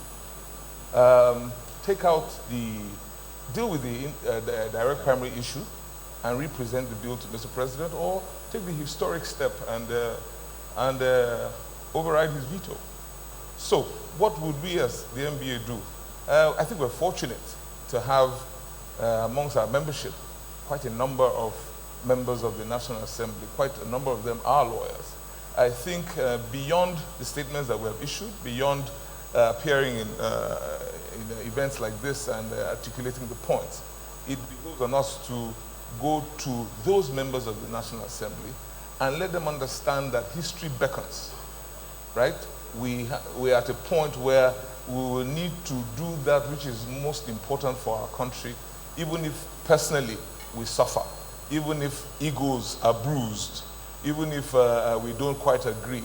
And so that is the step, the very practical step that I intend to take on behalf of the NBA, to go to the lawyers in the National Assembly and to make sure that they and we don't have time. So that much we will need to do right now. And if I may just quickly refer to the point that Professor Shonaya raised, which is the issue of trust deficit. It is there. Obina mentioned that the people don't trust the process, And there's a huge trust deficit. Our leaders in the executive and in the legislature should not increase the deficit. They should do more to get the people to trust. Otherwise, conspiracy theories will continue to abound, and we will continue to second guess their motives as to why we are having this conversation, as you have said previously, that is actually needless. You know, so we're at this point now. If all it would take is to get rid of not get rid of it, step it down, as Obina rightly said, direct primary issue. So let's move on quickly. And so in terms of practical steps, that's what I would say. So the official position of the NBA is what you have told us now. The official position of the NBA, speaking through the president, is that we will go to the National Assembly and encourage particularly our members to do the right thing. I have said it before here and I repeat it. If it will take stepping down the issue of direct primaries, do it. And go to Mr. President, go back with the bill. And I am very much in support of those who have mentioned talked about the inelegance of the drafting. I think it's a bit disappointing. So it's an opportunity for our legislature representatives to deal with that. We present the bill. And we can deal with the issue of direct primaries further down the road. Right. That is the position. We need to wrap up this panel now. I'd like to get your final thoughts quickly on some of the interventions made. Okay, she had spoken about the Abiku going back and forth on the bills, and also about the fee bill, the money politics. But let me make the point that I think the figures are obscene, that in the same way that a lot of consideration has been made for people living with disability, in Nigeria, poverty wears a woman's face. And so we can't, on the one hand, encourage women to come into politics, into the political space, and make it more inclusive, and then have limits or even bottom levels that are way outside of the financial reach of the Nigerian woman. I think that that clause does not really take into consideration, into cognizance, the fact that the Nigerian woman is a minority in Nigeria economically, and she's economically disempowered, especially in post-COVID. Now, as far as I'm concerned as well, I believe that the backing and forthing of the bill, this is a bill that has been denied accent 4 times. But let me make the point, and I want to give the president the benefit of the doubt, that this is the first time that categorically the president has spoken twice. One at the Democratic Summit with the United States president, where he said that he was going to leave legacy one, and that he was also going to leave frameworks that were going to deepen and strengthen democracy.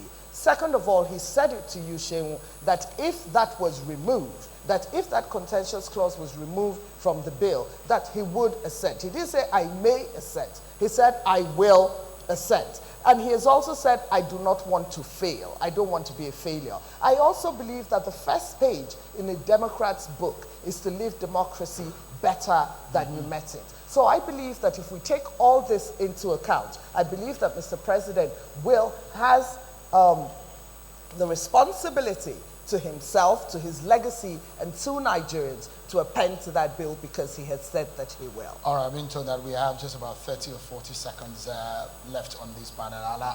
I'll give Prof that opportunity to. Frankly, I'm glad that the issue has been raised about this extending of the spending limit. And I think that we were so concerned and debating and putting pressure on the issue of electronic transmission of results and the other issues that we tended to not pay attention to that issue. But it's a very, very important issue. You know, where is a presidential candidate going to get 15 billion naira to run? Billion? Yes. Or a governor to get 5 billion, or a senator, you know. So unless you are a Dangote or an Otedola, where you can use your own money, you know. So what they are doing is they are turning our democracy into plutocracy. You know, government of the rich, for the rich, and by the rich. So it's a very, very serious problem. So all these contradictions which our sister here has pointed out, really it's it. On the one hand, you say you are including women and people with disability. On the other hand, you are saying you have to have a lot of money to be able to contest for a particular office. No, it's a terrible contradiction. And frankly, if people are serious, we've been talking a lot about reducing the influence of money in politics. But what they are doing through legislation is to actually make it more difficult for those who do not have money to be able to contest for office. So left to me, this may be another thing that within the next 10 days they should be able to really curtail. What does it take? Yes. I must sincerely thank this set of panelists. Professor Atairu Yiaga, the former INEC chairman, thank you so much. It's good to see you again, Prof. Thank you. Honorable Inena Ukeje, former House of Representatives member, thank you so much for coming. Thank you very much, Sheil, for having me. And our very good president of the Nigerian Bar Association, Mr. Olumide Akwata, thank you so much for coming. Thank you, sir. Alhaji Yabaji Sani, the national chairman of IPAC, thank you so much, Alhaji, for coming. Thank you, sir. Also, Larry Arugundade, David Anyele, and Professor Remi Sonaya, all of those who contributed in this panel. We have quite an interesting conversation there, but we'll take a break. We're not done yet.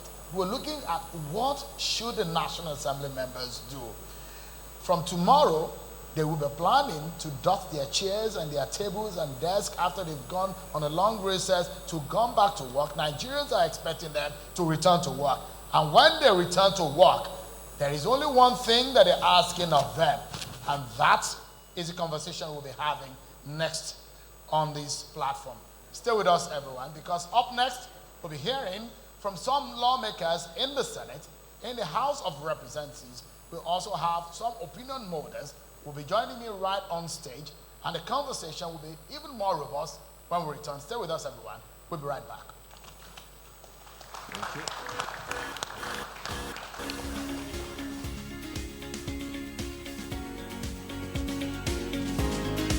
Guys, I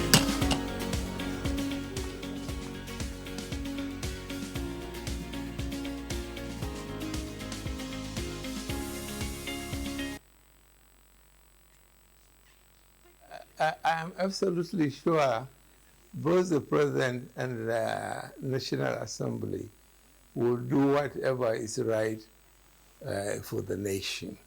I don't think the controversy between the President assenting to the bill and the National Assembly, digging in and say, I'm absolutely sure both of them will have interest in mind and definitely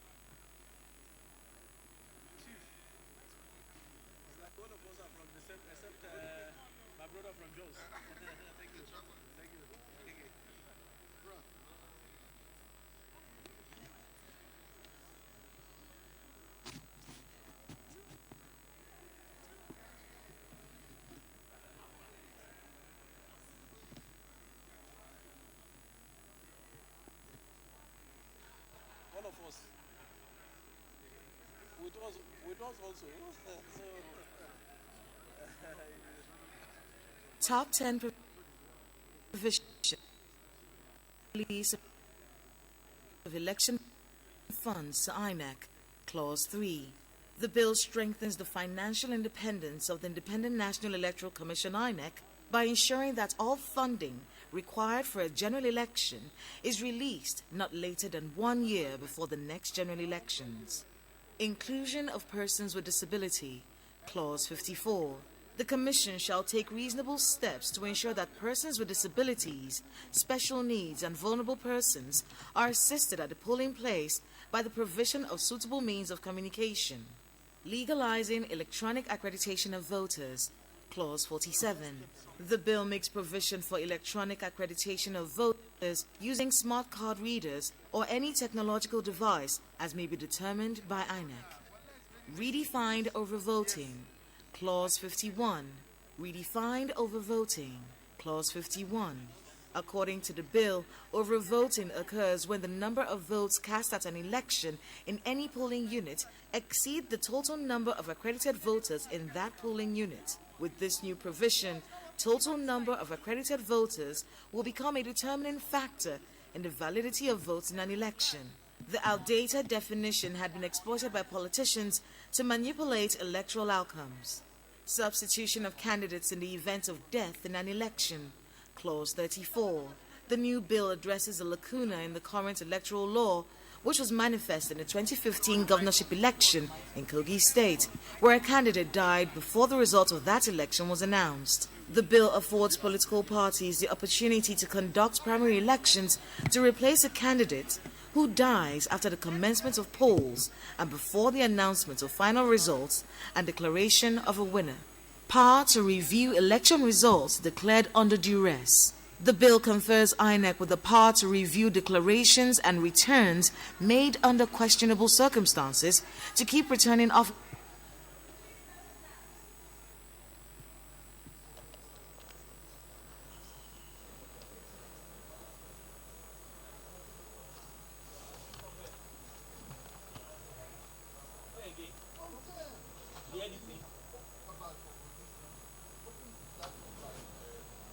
What's happening? Who killed the audio? What happened? Now, dogs are, I didn't manage the audio, don't you believe?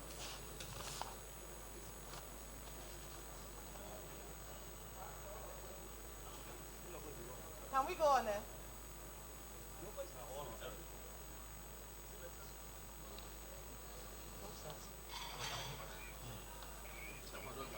Penalty for contravention, Clause 8. A person who, being a member of a political party, misrepresents himself by not disclosing his membership, affiliation, or connection to any political party in order to secure an appointment with a commission in any capacity, commits an offense and is liable on conviction to a fine of 5 million naira or imprisonment for a term not exceeding 2 years, or both. Electronic transmission of results, Clause 50. The bill confers INEC with the powers to determine whether election results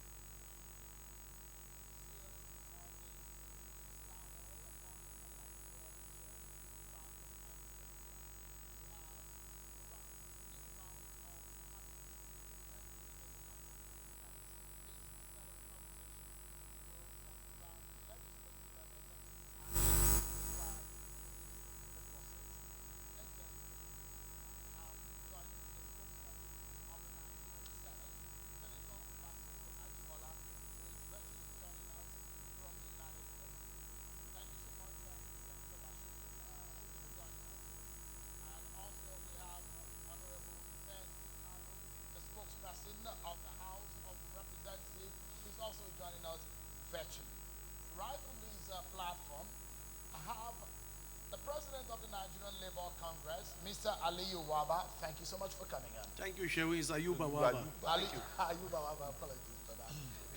And I have Mr. Ezenwa Nwagu, the Chairman, Partners for Electoral Reforms. Thank you for coming in.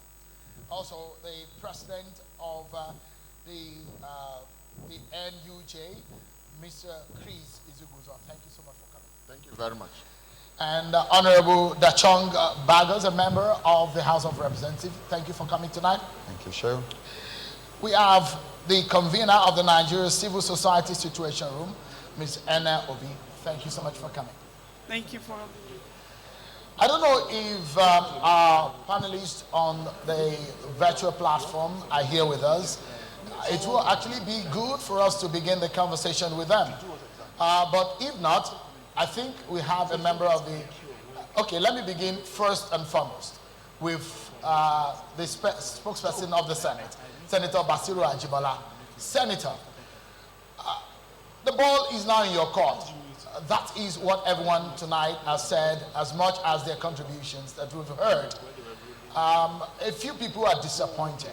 Now that the ball is in your court, how do you feel as a senator or as a lawmaker when you're hearing Nigerians speak in this manner over this very, very sensitive piece of legislation?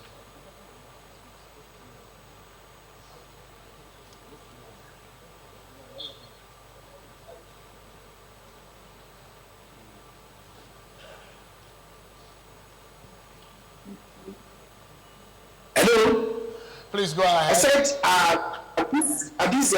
listen at the program from the beginning, I don't think there's even unanimity about position that have been taken. But what is clear is that Nigerians want reform of the electoral process.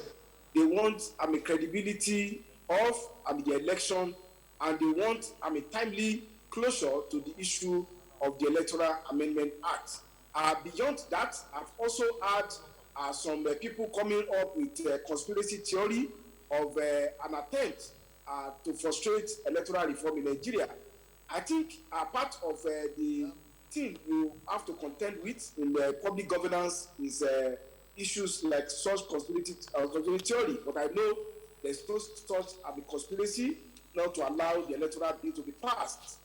Indeed, the 9th Assembly had expended resources in terms of time and manpower on this work that we will not allow it to be frustrated. And then, of course, when you have 185 section bill or so, and the issues is only around a section, then the thing is to look at what are the options before the National Assembly. One option that Septic may be thinking is that the National Assembly, this 9th Assembly, will go the way of the previous Assembly by abandoning the work. But just as the Speaker of the House of Representatives said, Right Honorable Gbadabe Amila, we are not going to throw away the baby with the bathwater. There are so many significant provisions in the Electoral Act that seek to strengthen, even though on an incremental basis, the institution of free and credible election in Nigeria. So therefore, the options will be considered is not to abandon the electoral bill like previous sessions of the National Assembly, but to look at two options. And I think Professor Yiaga and some other speakers, like the NBA president has also highlighted. One is to see whether the contentious provision could be amended so that the bill could be represented to the president. And of course, this will be after broad consultation that have been agreed upon by the National Assembly. Then the second one is to see whether provision of Section 58, Subsection 5 of the Constitution can be invoked to override the veto. But of course, there is a decision of the Court that will necessitate passage of the bill by 2/3 majority, and the legislative processes also being going. That's also an option. And this option has to do with ego, has to do with taking historical attack on any institution. We are concerned about ensuring timely passage of the electoral bill, and I think the one with the least requirement in terms of timely requirement would ultimately be adopted, but that will depend on consultation with the National Assembly. Then I must also say that it is not true what has been said here by the chairman of EPAC, that stakeholders were not engaged. It's quite unfortunate for somebody to make that assertion here. If there's any bill that has involved engagement of stakeholders, not only political parties, civil society organizations, and members of the public, is the electoral bill amendment. I personally have attended several fora organized by civil society organizations. So somebody to come here and say that civil society organizations or political parties were not consulted, I think that could not be correct. And on the issue of cross-referencing, there are matters that are dealt with at the level of the secretariat of the relevant committee, and I think this has also been looked at. And of course, whatever decision is taken on either to amend the contentious provision on direct primary or to seek to override veto, the clean bill that will be sent to the president will address these challenges. But I will say that the issue of a provision on money for campaign is not, nobody is saying, National Assembly is not saying if you want to be president, you must have 10 billion or you must have 1 billion.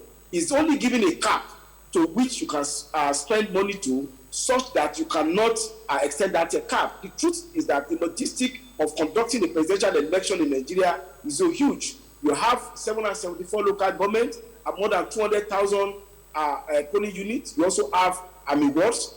You are going to have personnel. You are going to have logistics and deployment in this regard. So it's not a case of people whimsically just setting a threshold for the purpose of saying that if you want to contest, you must get it. It may well be that those people you want to engage in logistics, in deployment of a campaign, will be volunteers and they will not require money. But what the bill is saying is that the threshold that you must not, extend beyond is that sort of money. So it's not the question of monetization of our quality. Senator, I'd like you to tell us tonight, in just a sentence, what is the official position of the Senate based on the communication from the presidency?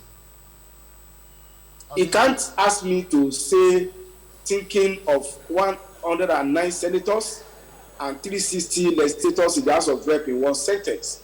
And what I will say is that when we resume, we will subject the letter that has been sent by the president to us to a debate and look at appropriate response to it. And you could see that Mr. President sent a 19-paragraph letter seeking to convince us to reconsider our decision.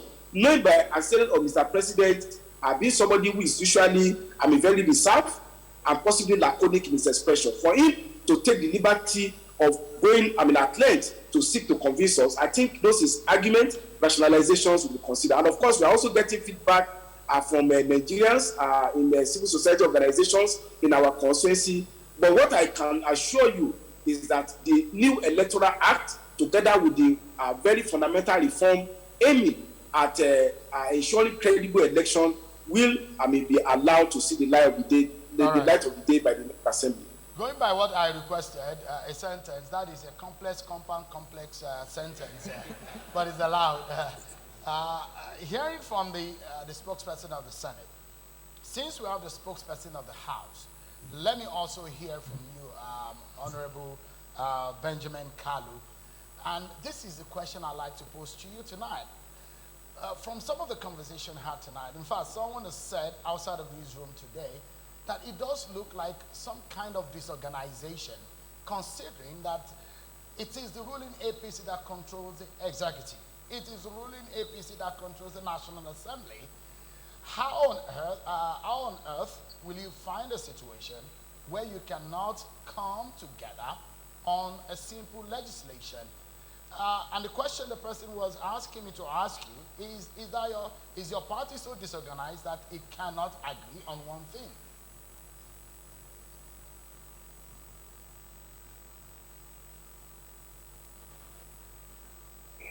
Thank you very much, Sean, the organizers of this program. Let me just point this out, that there is no disorganization. It's a process of lawmaking, and because of the independence of each arm of government and the application of the principle or the doctrine of separation of powers, each of the arms of government under the leadership of APC is allowed to exercise in its fullness their rights, their enablement to function in that arm of government. This is what we're allowing the executive to do, and that is what the executive is allowing us to do. And it is important to note that what has influenced the National Assembly in going for this electoral reform is not ego, like so many people have pointed out. It's not the duty of generating a rancor or agreement between the executive and the legislature. It is influenced by our being a signatory to various instruments, the legal framework. You're talking about the Article 6 of the ECOWAS Protocol on Democracy and Good Governance. You're looking at Article 17 of the African Union Charter on Democracy, Elections, and Good Governance, and also the ultimate Article 21 of the UN Declaration on Human Rights. What runs through all these instruments is that at all times, as a participating nation among the Committee of Nations, that we ensure that a free, fair, inclusive, and credible election is conducted in our country.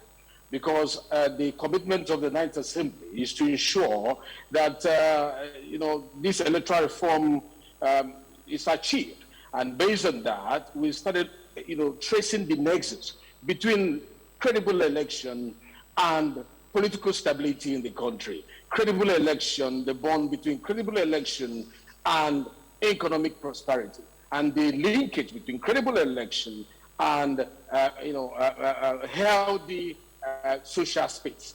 And on the basis of this, we now went on this voyage. It's not to satisfy our ego, it's to make sure we give Nigerians that which they have been yearning for. And we picked up few focal points, which is a guideline to the various clauses that we've been discussing. It runs through the various guidelines of the various clauses we've been discussing. One is the inclusiveness element. The second one is the transparency element, the accountability element, and the competitiveness element. These are the four key focal points that the National Assembly of the Ninth Assembly has focused on. And you will see it running through the clause 52, clause 87, everybody's talking about, clause 43, sub 1, 2, and you will see it running through all the other issues that have been raised here, like the persons with disability and all the rest of them. But now, as it is, the consensus of the people, which we represent as Parliament, has been presented to Mr. President. And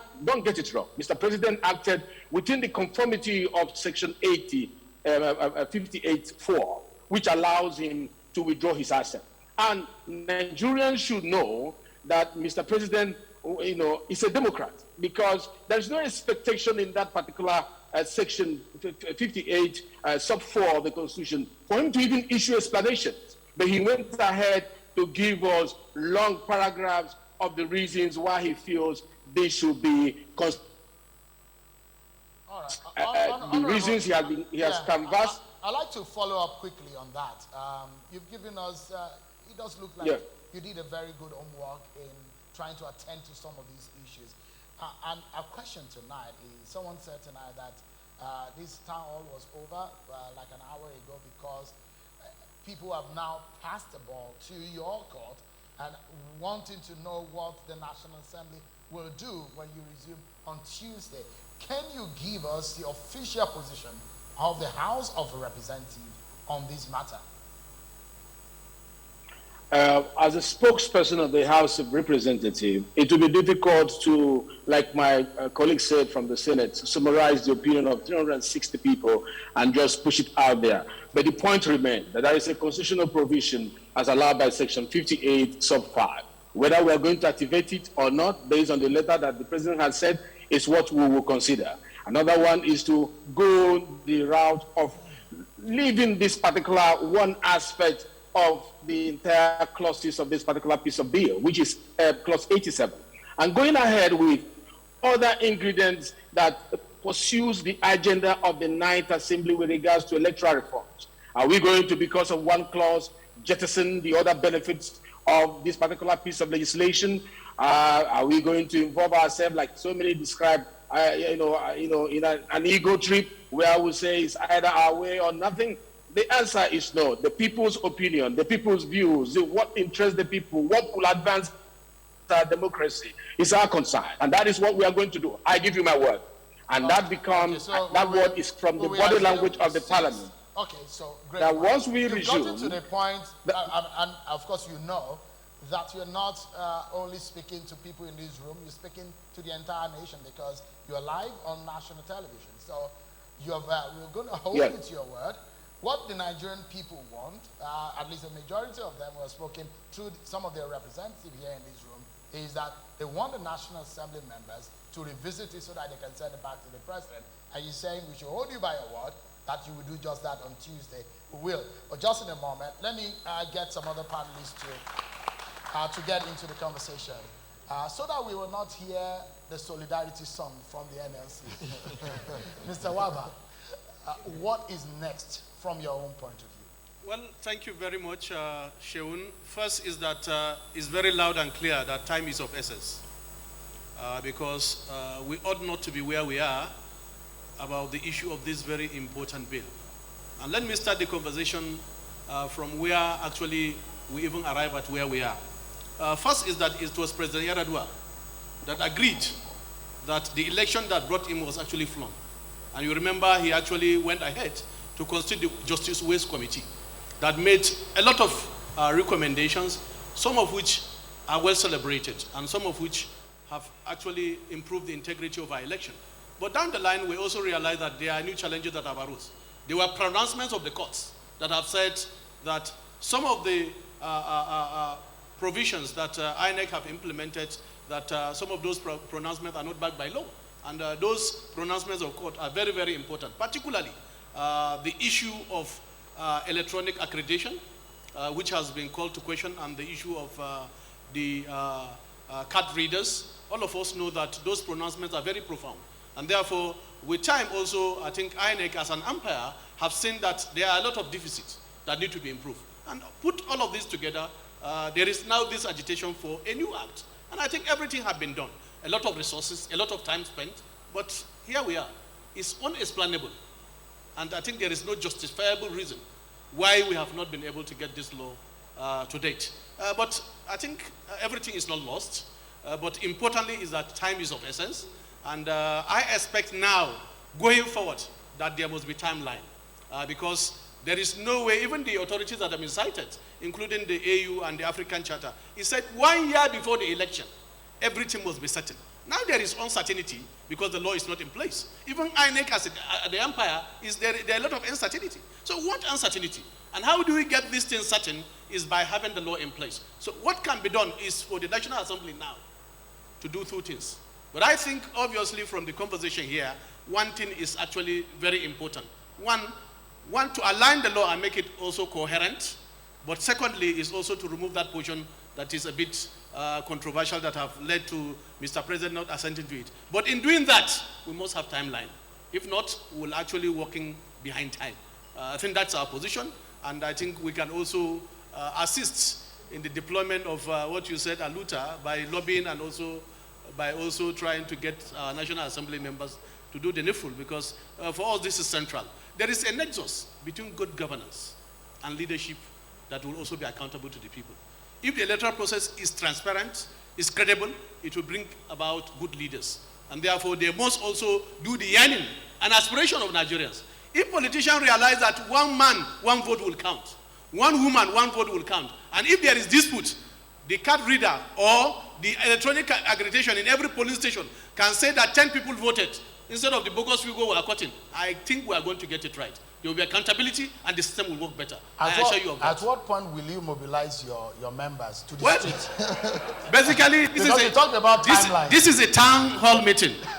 We know that as a matter of fact, before this January ends, we expect that the needful should be done. And I want to assure you that Nigerian workers are ready. We are a membership-based organization. 12 million members registered, they answer their father's name, they can actually push a process. So I want to assure you that the timeline is between now and the end of the 7th, we should be able to have something ready. You know the address of the National Assembly? Certainly, we are customers. There are about 2 gates to the National Assembly. You've been there. We are customers to the National Assembly, and I can say that they know that we care so much about this issue, yes. They know that we care so much about, yes, we care so much about this issue. And therefore, they know that Nigerians are very passionate about having certainty about election and also certainty about how we can be able to connect. Because government is government for the people, by the people. So allow the people actually to realize what they need to do to have credible leaders in place. This is what we expect. Let me bring someone who had, over the last 20 years or more, monitored Nigerian elections. Were you surprised, Mr. Nwango, when the president did not assent? Okay, I asked this question because I've had this conversation with you on TV and outside of the studio, and we've had conversation on how far-reaching this bill will be for our elections. But now that it's not assented to, how do you feel? Well, Shehu, I'm not particularly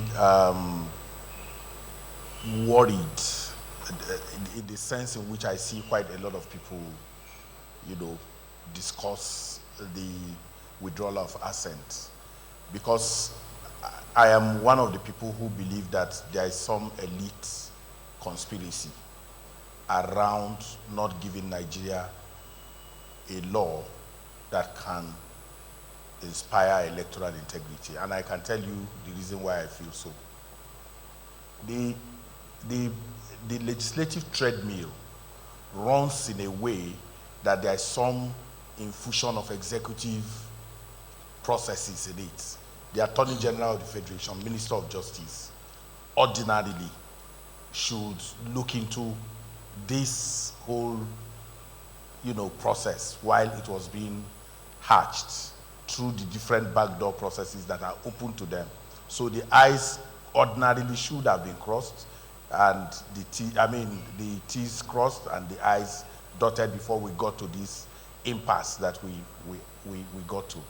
Who advises the president on legal matters? Who is the final person? I thought it would be the Attorney General, and I do know that happened through this process.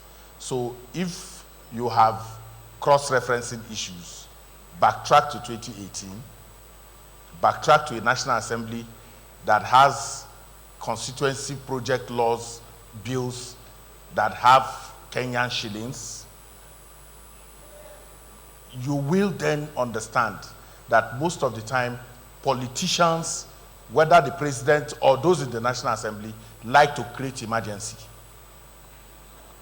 So when they create emergency, they leave the electoral management body in a situation in which it can use discretion. And once discretion is around, corruption is very near. So the big issue that you have is that until we collectively hold our politicians responsible for not giving us the electoral law that can guarantee integrity, what we have done is a binary conversation about a do-gooder National Assembly and a president who is refusing to give assent. But if you collectively take it and shake it together, you will see that we are under politicians who have decided to subvert electoral integrity. And one way to go forward is to name and shame all of them collectively and ask them to do what is right for the Nigerian people. And we should mobilize all that needs to be mobilized to make sure that happens. Otherwise, we are expecting the president to be nice. He will sign it because he said so. Is he a priest? Is he not a politician? If he doesn't sign, what will happen? The pressure needs to come on the National Assembly to do what they have to do and ensure that they have a clean law that is going to the president. Because if eventually you take it there, the president understands all the articles that you are referencing, all those articles, AU article and all. He understands it. So he keeps pushing you to the point where you get to 6 months, whether you like it or not. Nigerians will say, we already have something, let's use it and make it law. And then we get back to where we've always been. Thank you so much, Mr. Nwango. Let me come to the president of the NUJ. For you and some of our colleagues, Section 22 of the Constitution clearly, I'm not sure there is any profession that is clearly stated in our Constitution, but the media profession, clearly stated. Not even the legal profession is stated in the Constitution. This is probably the most noble profession that I know, the journalism profession, the media profession. Now, it comes to the point that this is a law in which the Constitution asks us to hold the politicians and the government accountable to the people and report back to the people. From your own point of view, what are your thoughts? What comes to your mind? Thank you very much. Looking at this whole thing, first of all, one must observe the fact that who are the direct beneficiaries of a flawed electoral system? The politicians. And who are we asking, who are we reposing our confidence in at this critical point in time? Same politicians. We must have it at the back of our mind that if we want to have a deepened democratic process, a deepened system, it must be completely rooted in the people. We must have an electoral system that works. Because the sum total of the conversation that we're having today is to have an electoral act that guarantees one man, one vote. And by the time these votes are cast, they are properly counted, collated, counted, and announced. That's exactly what we're looking at here. Now, I recall there was a time when the National Assembly also got to this kind of situation that we are in now, where we had an interesting amendment process. Because of one controversy, one contentious issue that revolved around third term, the entire process was thrown away. Today, we have another contentious issue that has to do with direct and indirect primaries. Beyond that, if you look deeply, you would also see the issue that has to do with announcing results under duress. You and I are not the beneficiaries of that particular clause. You know, now it's in the system. We are dealing with direct and indirect clause, but there is that one that they benefit from. Beyond this, they are going to still look at it. So that's why it's important that this kind of meeting is taking place. Let them come to that reality that Nigerians are ready. They ought to be ready too. What will you be telling your members tonight, the journalists across the nation? You made reference to section 22. Actually, chapter 2 of that section has to do, it reposed the responsibility of holding government accountable to the people. Now, I want to also use the opportunity to appeal to our people, because oftentimes you see a group of people that operate within mercantile considerations, operate within pecuniary interests. We must put the nation in the front burner. No matter what we do today, we have only one country we can call our own. If we have an electoral system that works, it works for us. If we have democracy that is deepened, it is for us. So we must have that at the back of our mind. No matter what happens, we are like barracks. The soldier comes, the soldier goes, the barrack remains. So we must bear in mind that if this country works, it works for all of us. But if we begin to report or carry out our reportage based on our own tainted pecuniary or mercantile interests, when the country collapses, it collapses on our heads. Because the question will be, the media sets the agenda. And sometimes politicians want to distract the nation from the real issue. The real issue as of now is this matter. Would you be telling your members the same? Of course. I recall when we were talking about restructuring, we brought it at the front burner. It became a mantra for every politician that is contesting even a councillorship position. Will say, I will restructure the country. Because it became the topical issue. So I want to also appeal to our colleagues, including you, every one of us across Nigeria. The topical issue now is to have an electoral law that works for us. I want to appeal to National Assembly members. It's not about telling us that, yes, we're going to make it, we're going to deliver it, but we want action, not just words. Some of us will not sleep until we have it. Thank you. That's a promise from me personally. That's good. We'll play our role. That's what the Constitution asks us to do, isn't it?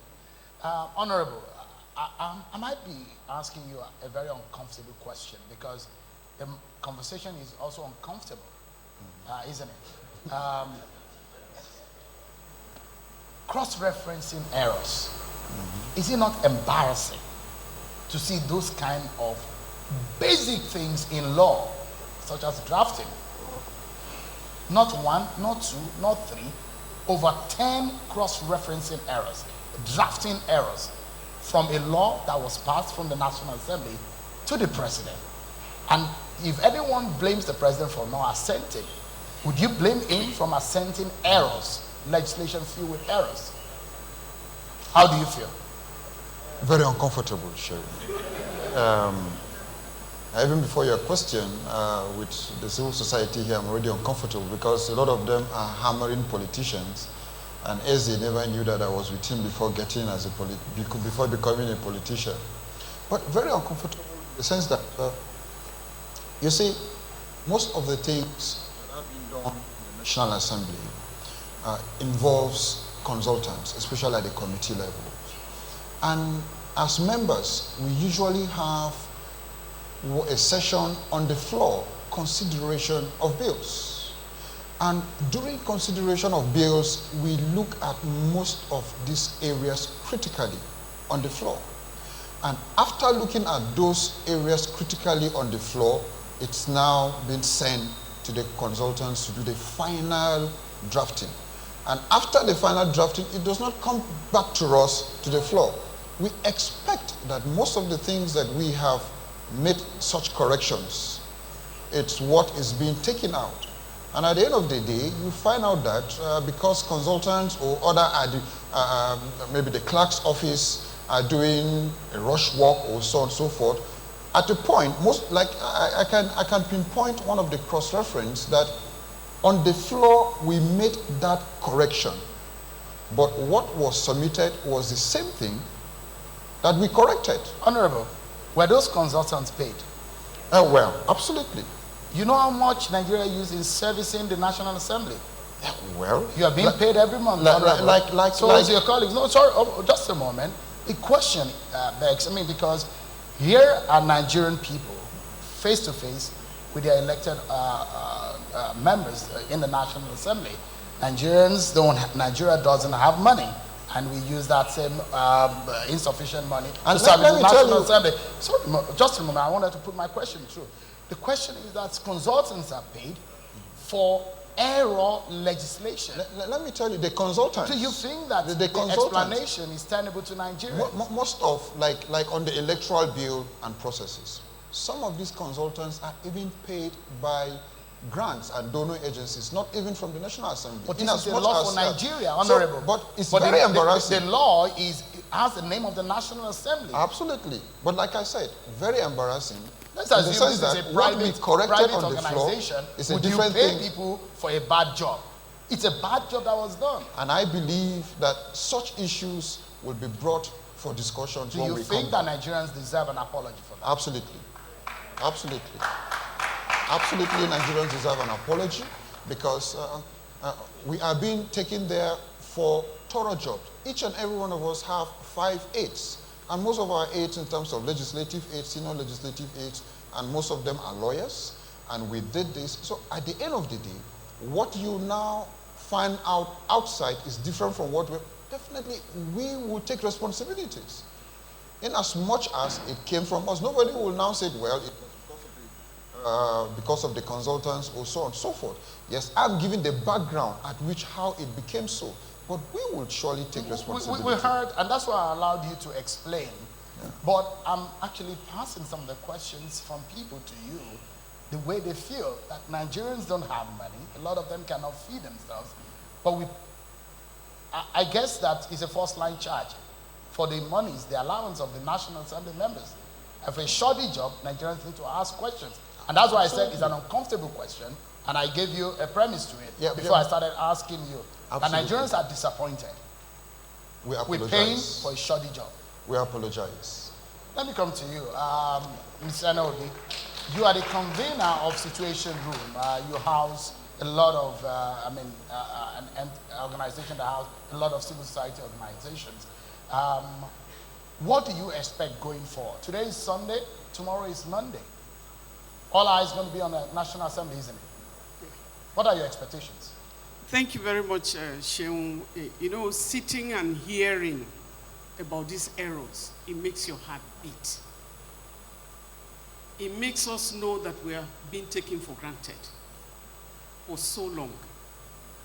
It shows you, you know, there is a lot that the government is doing because the government is government. We are not government.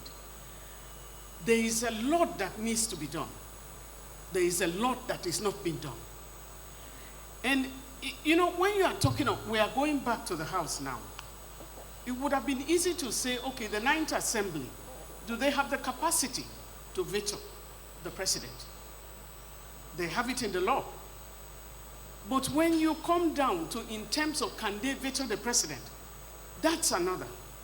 But the president took 30 days, 30 days, saying nothing to the end of the year. In 2018, more than three times, the president turned down this particular bill. And at the end of the day, said it was too late to the time. And now we are being dealt with. So when you have 30 days, and you said nothing to the assembly, within the 30 days, Nigerians are asking for law. The Twitter has just been unbanned. But many Nigerians were on Twitter. Whether you ban or unban, they were there. But what we are saying, we are patriotic Nigerians. We are calling for law, the issue of lawlessness. We call for respect for the rule of law. That's why we are asking for the law. The Constitution already has granted that's the INEC, the body that is responsible to organize and conduct elections. How they conduct, that's another area we need to look at. But we are now saying, the president is saying, bring this, I will sign it. It was beautiful to see him say that. But why did he? No explanation to Nigerians about the 30 days that just went by. Too late. But going forward, what are they going to do? Like the president, the NLC president has said, we are watching them. We are just watching them. But they need to know that we are tired. And it is essential to see when Nigerians are asking you to do something, it means they still respect you. There are some bad people that are, conducting our governance. But there are also some good people. We just don't want to pour away that. But the president has not been fed to this country. If there are errors in it within the 30 days, why did he not return it? We cannot. Now, the president went ahead and signed the petroleum bill, and assented to the petroleum bill to make it an act. It had problems and they turned it immediately. Why is it bill? Imagine the energy that went into this electoral bill. And we are still here and we are talking, we are watching them. You say you want to leave a legacy. A legacy for one law? The lawmakers ought to also look at the fact that we are taxpayers. They are paid by our tax. I'm a taxpayer. Everybody on this table, we are paying taxes. Transparency and accountability is very important. The issues of corruption, what this law is looking at is going to tame a lot of things about corruption in elections. You were in Anambra, you saw what happened.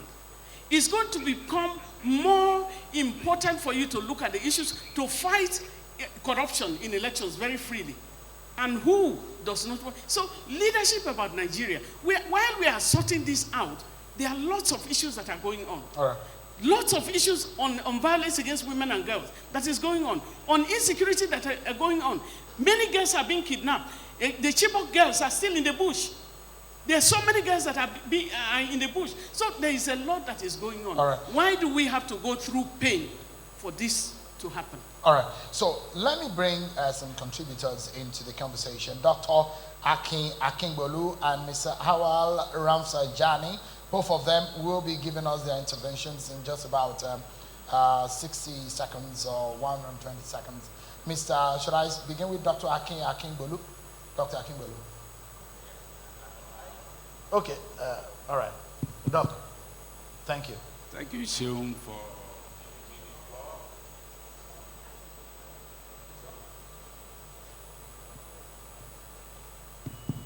all right. Thank you for giving me the floor. Very interesting conversation, very, very timely. And I think that these panelists have spoken very, very, very well. My own intervention is going to be very, very short. It is along the lines that the recommendations that have been placed on the table tonight, that time is of essence. This is a process, that we can still, what's the word, salvage, that we can still get to conclusion in a way that will still be acceptable to us. The National Assembly resumes in less than 48 hours, about 36 hours. And I think that what has started tonight, should continue.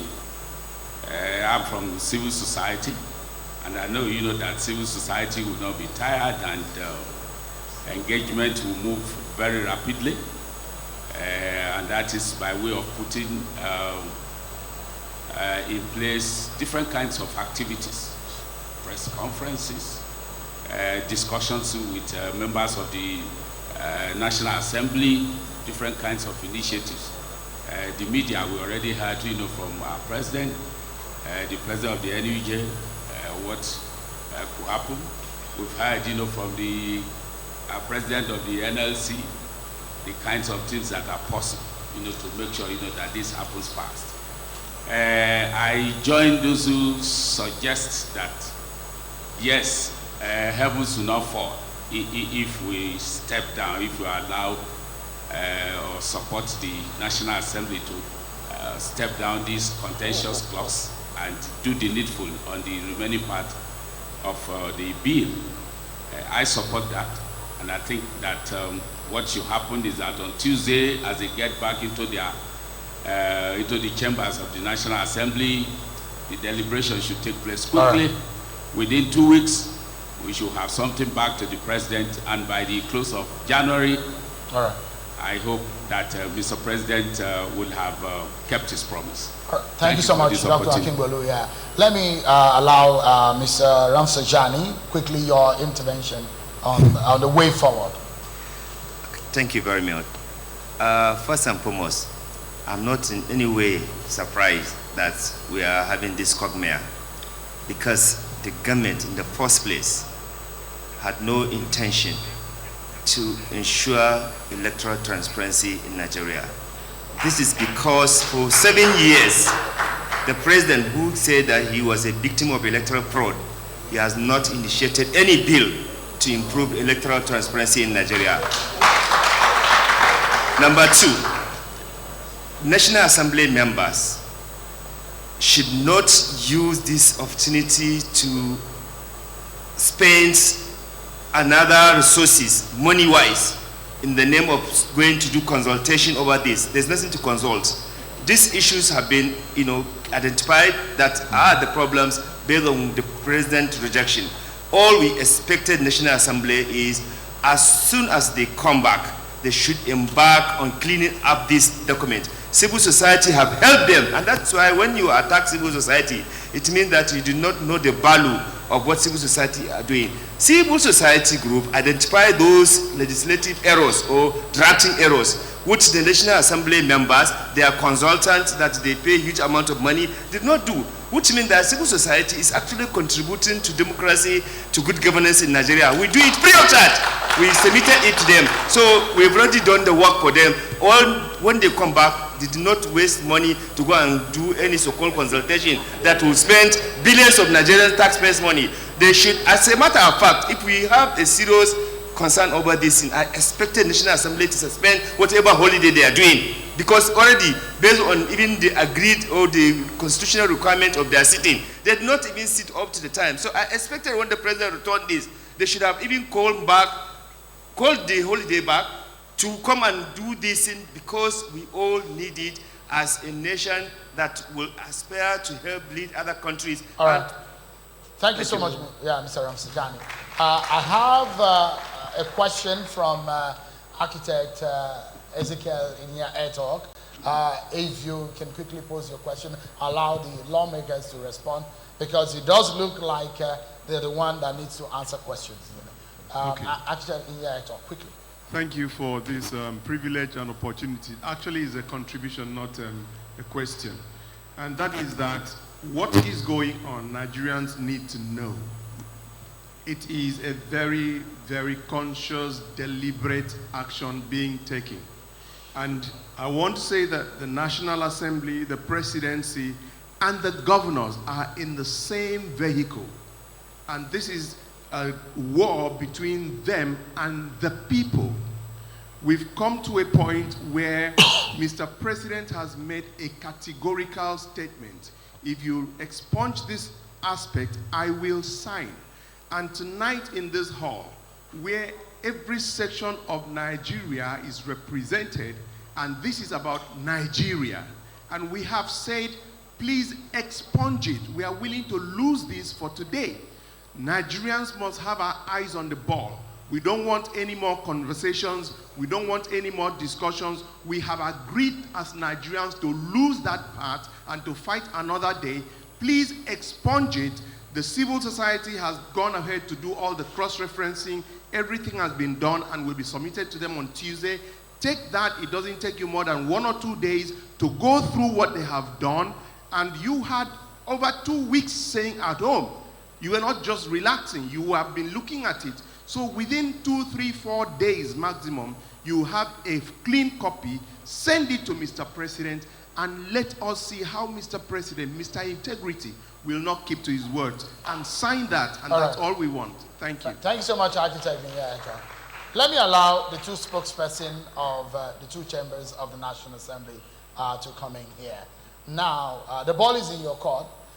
What promise can you give us? First and foremost, people will be asking the question, how long will it take before you are able to deal with it? Procedurally, will it have to go through any of the readings again, or it gets to the floor and you are able to fix it and pass it? Some say that it won't take more than 1 day. Are we seeing a situation where on Tuesday, you get back to the National Assembly, you do the job until evening time, on Wednesday you are sending it back to the President? Can it be that quick? Because time is of the essence. Let me begin with Honorable Basiru Ajibola. Senator Ajibola Basiru. So I think it's very important to set that in context. I will say that I find interesting some of the conversation here are taking issue of legislation to be like a pedestrian work. Issue of legislation is a very informing work that you cannot expect me to give you one word answer in that regard. I want to say that it's also not correct that National Assembly have done the study work on the Electoral Act, and I take that with seriousness, to say that in a 185 section bill, if you have issue only with one section, what percentage of issue that you are raising in that context? Then taking the issue of cross-referencing to the level of our National Assembly study job, we don't have any business bill here if the bill is not worthy of consideration, worthy of passage into a bill. So I will say rather that the bar as to electoral credibility, electoral justice has been raised by the National Assembly in regard to the bill that has been passed. As to we being in the House in recess for 2 months, it also shows part of lack of understanding of the work of national legislator. I have been in my constituency for constituency outreach, which is part of my work as a national legislator. So the fact that we are not sitting in Abuja does not mean that we are not working. So I think that is also important that we must put that on for purpose of public enlightenment. And as to conspiracy theory, everywhere in the world, there's always we against them when it comes to government and these people who claim to be the people.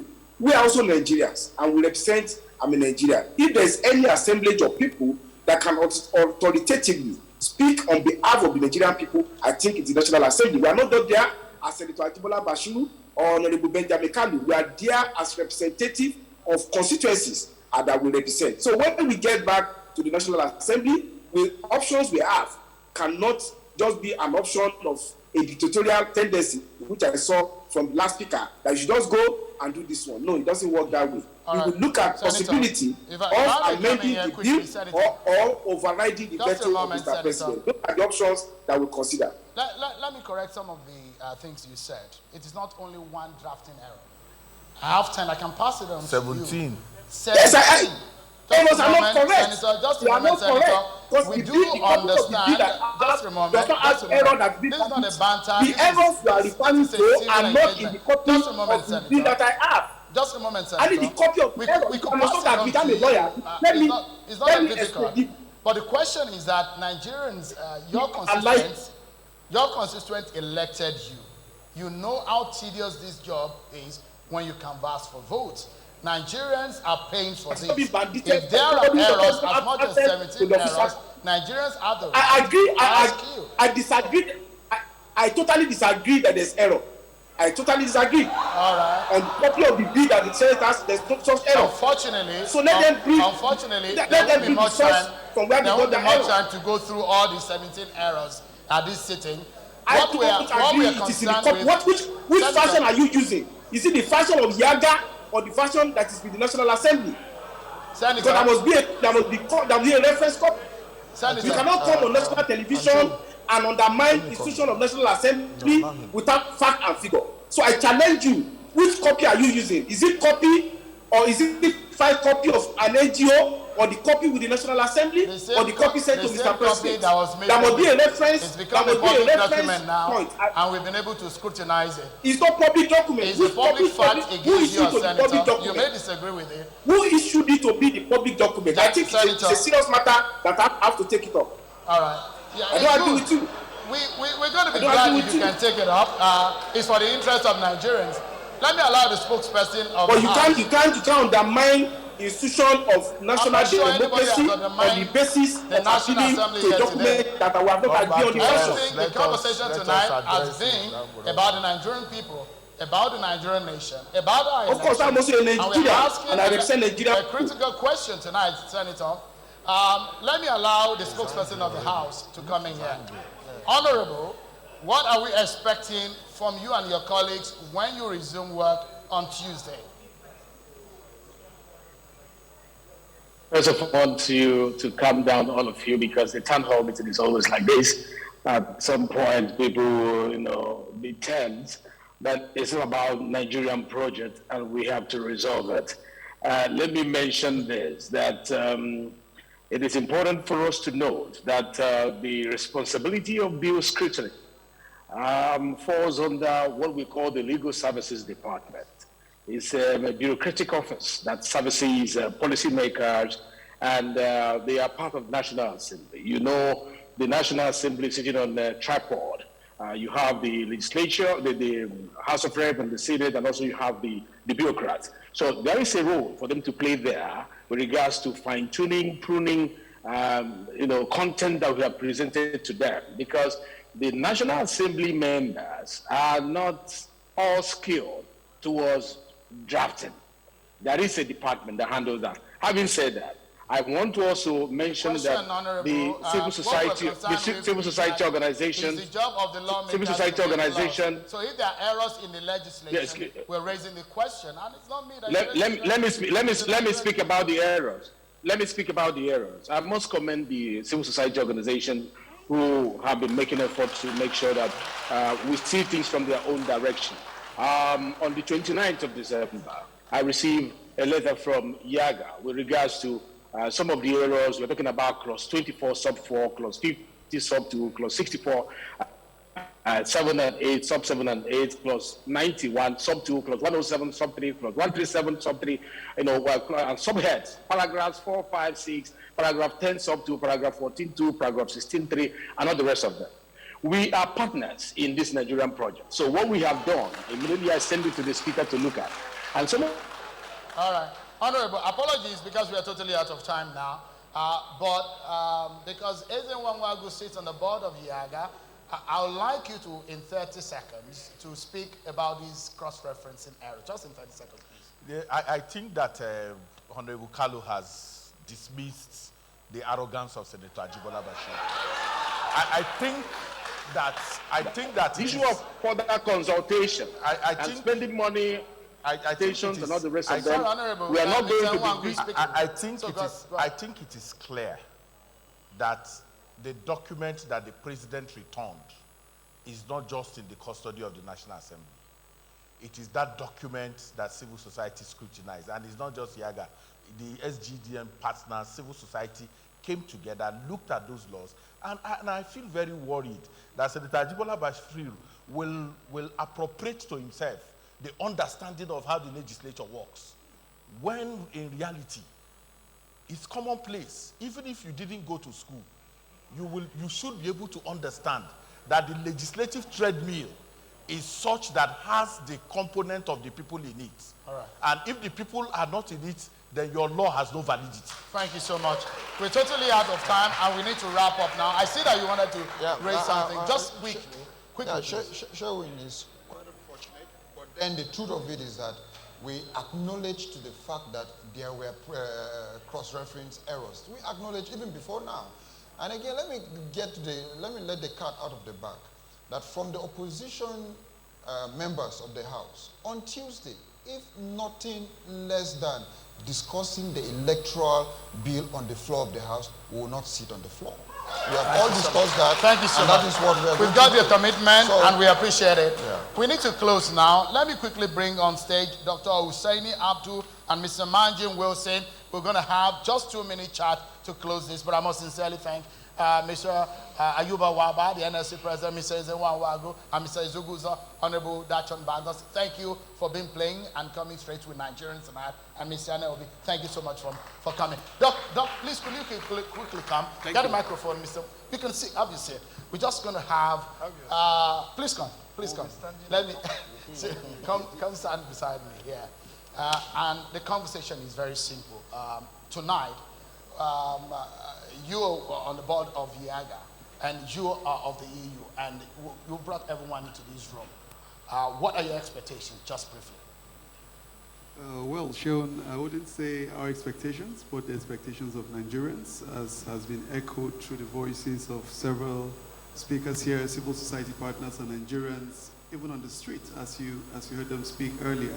I think the voice is one. The consensus is that Nigerians are desirous of an electoral law that is passed, and not just passed, but passed immediately. I think the expectation is that when the National Assembly resumes on Tuesday, this should be the first, if not the only agenda on their plates until they are able to arrive at addressing some of the issues that have been spotlighted by the various speakers here when we talk about the cross-referencing issues and the issues of reverting to status quo for direct and indirect primaries or consensus as the case is. Doc, going forward, what is the next line of action? Yeah, I think the next line of action has already been set here, that civil society organizations, all the interest group, the labor, the media, communities, everyone need to exert pressure on the National Assembly and the President to actually consider this bill immediately, the urgency of now, ensuring that it is passed within the month and sent to the President for assent. And the President must recognize that this is, from Nigerian people, this is the last time the National Assembly will be sending a bill for its assent, and that this should not be rejected, particularly this electoral act, the electoral bill. So that's key. Number two for the National Assembly is to recognize that, look, from this conversation, there is almost a consensus that, look, we need to expunge the element around direct primaries, not because it is bad, but because it has become a distraction, and we are probably not prepared for it, and therefore we expunge it and prepare for the next time when we may be considering that particular bill. So for Nigerians, it's for us to recognize that this bill is arguably the most important bill in the country at the moment. And we have to pass it now and ensure that we put every pressure on everyone that has a stake in this process. Dr. Hussaini Abdul, thank you so much. Wilson Manji, thank you so much. But above all, it's you, Nigerians, 200 million of you, who tonight have stood in one voice to say we need an election that Nigerians can be proud of. And on behalf of Yiaga and every of the broadcasting organization tonight who have come together to put this together, I must salute your courage. And we stand together and hoping that the National Assembly and the politicians will do the right thing. Thank you so much, everyone, for watching. I'm Sean Wakimale. Have a pleasant evening.